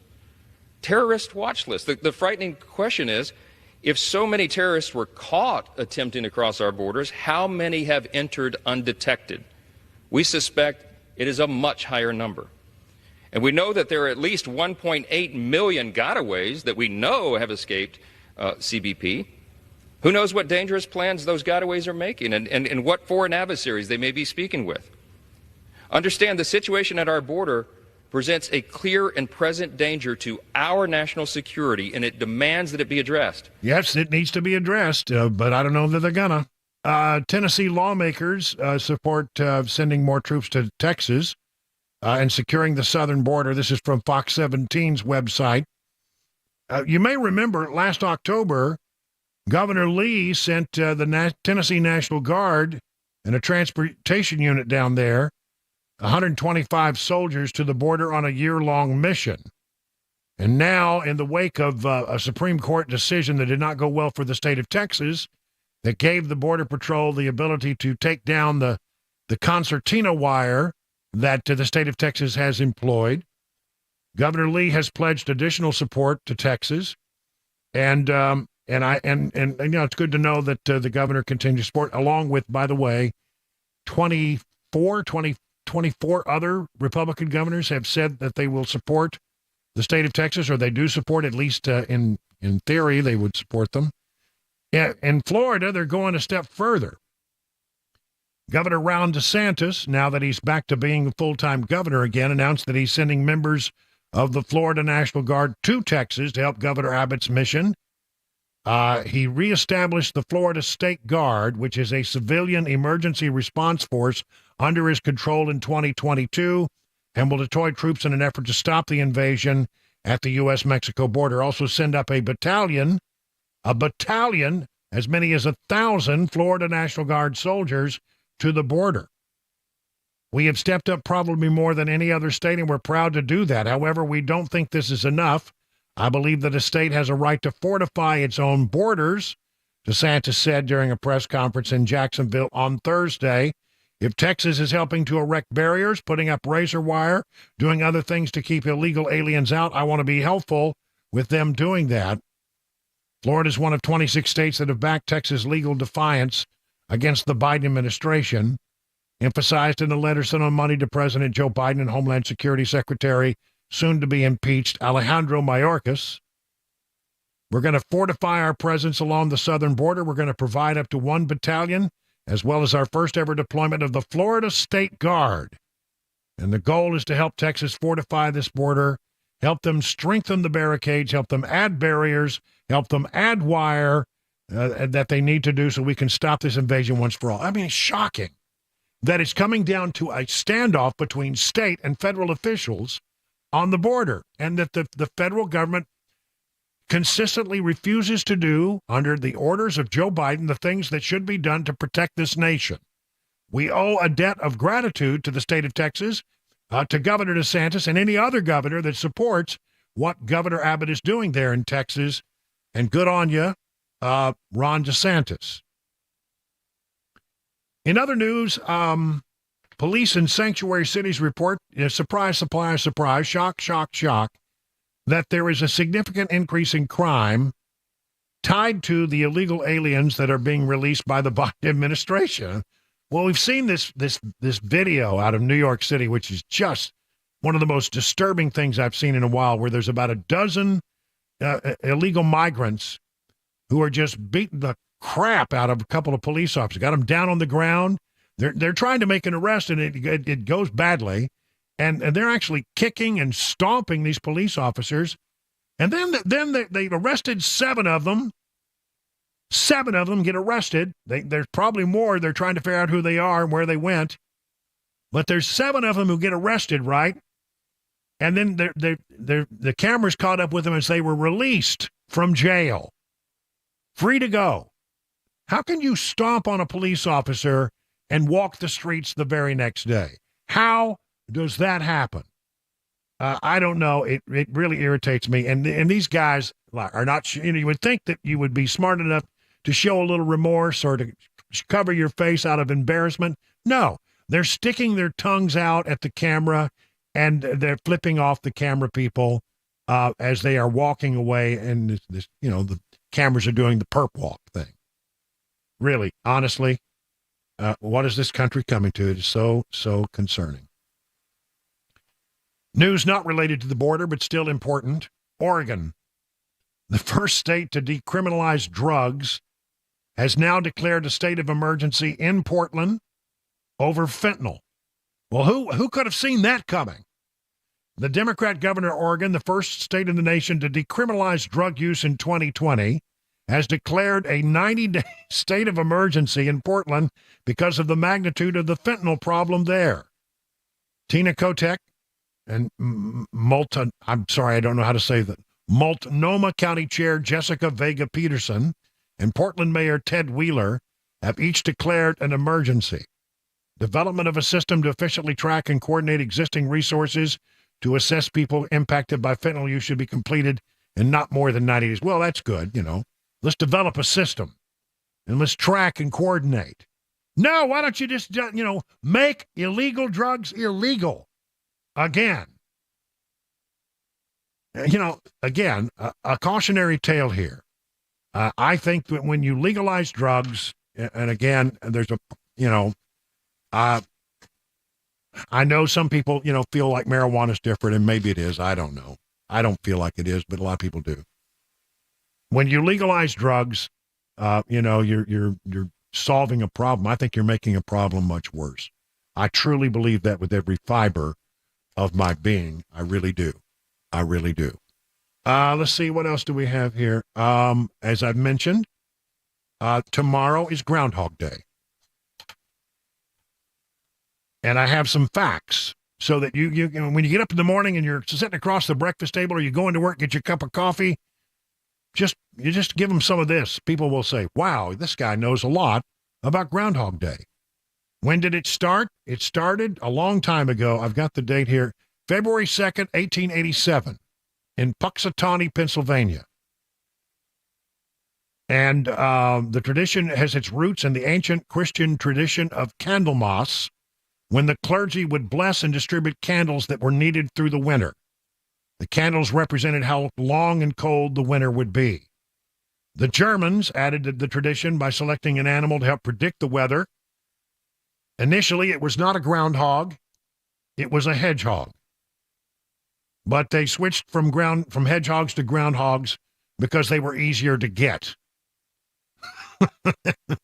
Finding a hedgehog in Pennsylvania was hard, but They can find a groundhog just about anywhere, apparently. While groundhog predictions provide a lot of fun, they are rarely correct. Punxsutawney Phil has been right 39% of the time since the tradition started in 1887. Phil has seen his shadow more often than not, predicting a longer winter 107 times. 84% of the time, he sees his shadow. USA Today collected, because they like to, put up those little boxes that have interesting stuff in them. He saw his shadow 107 times. He saw no shadow 19 times. And a partial shadow once. How do you see a partial shadow? I don't know. So what? Somebody was trying to find a happy medium there between there was a partial shadow, I suppose. There are 10 years for which they don't have any records on what happened to Phil. And 1 year, apparently, Phil did not appear. You said, the heck with this. I don't know. Maybe he had a stomach ache. I'm not sure. Maybe he wouldn't come out.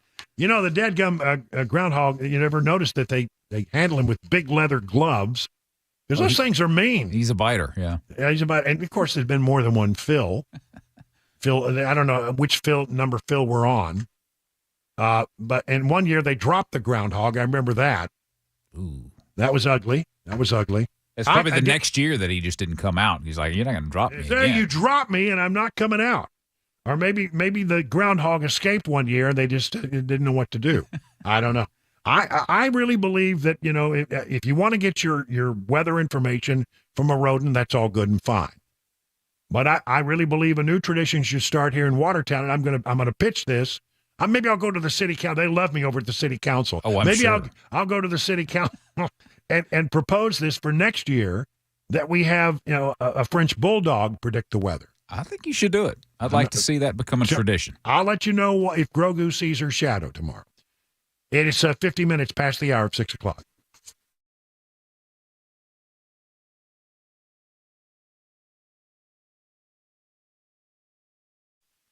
If you're in the market for a pole barn, the two brothers that run Stoltzko are the two guys you need to talk to. Exceptional quality, craftsmanship, and fair prices.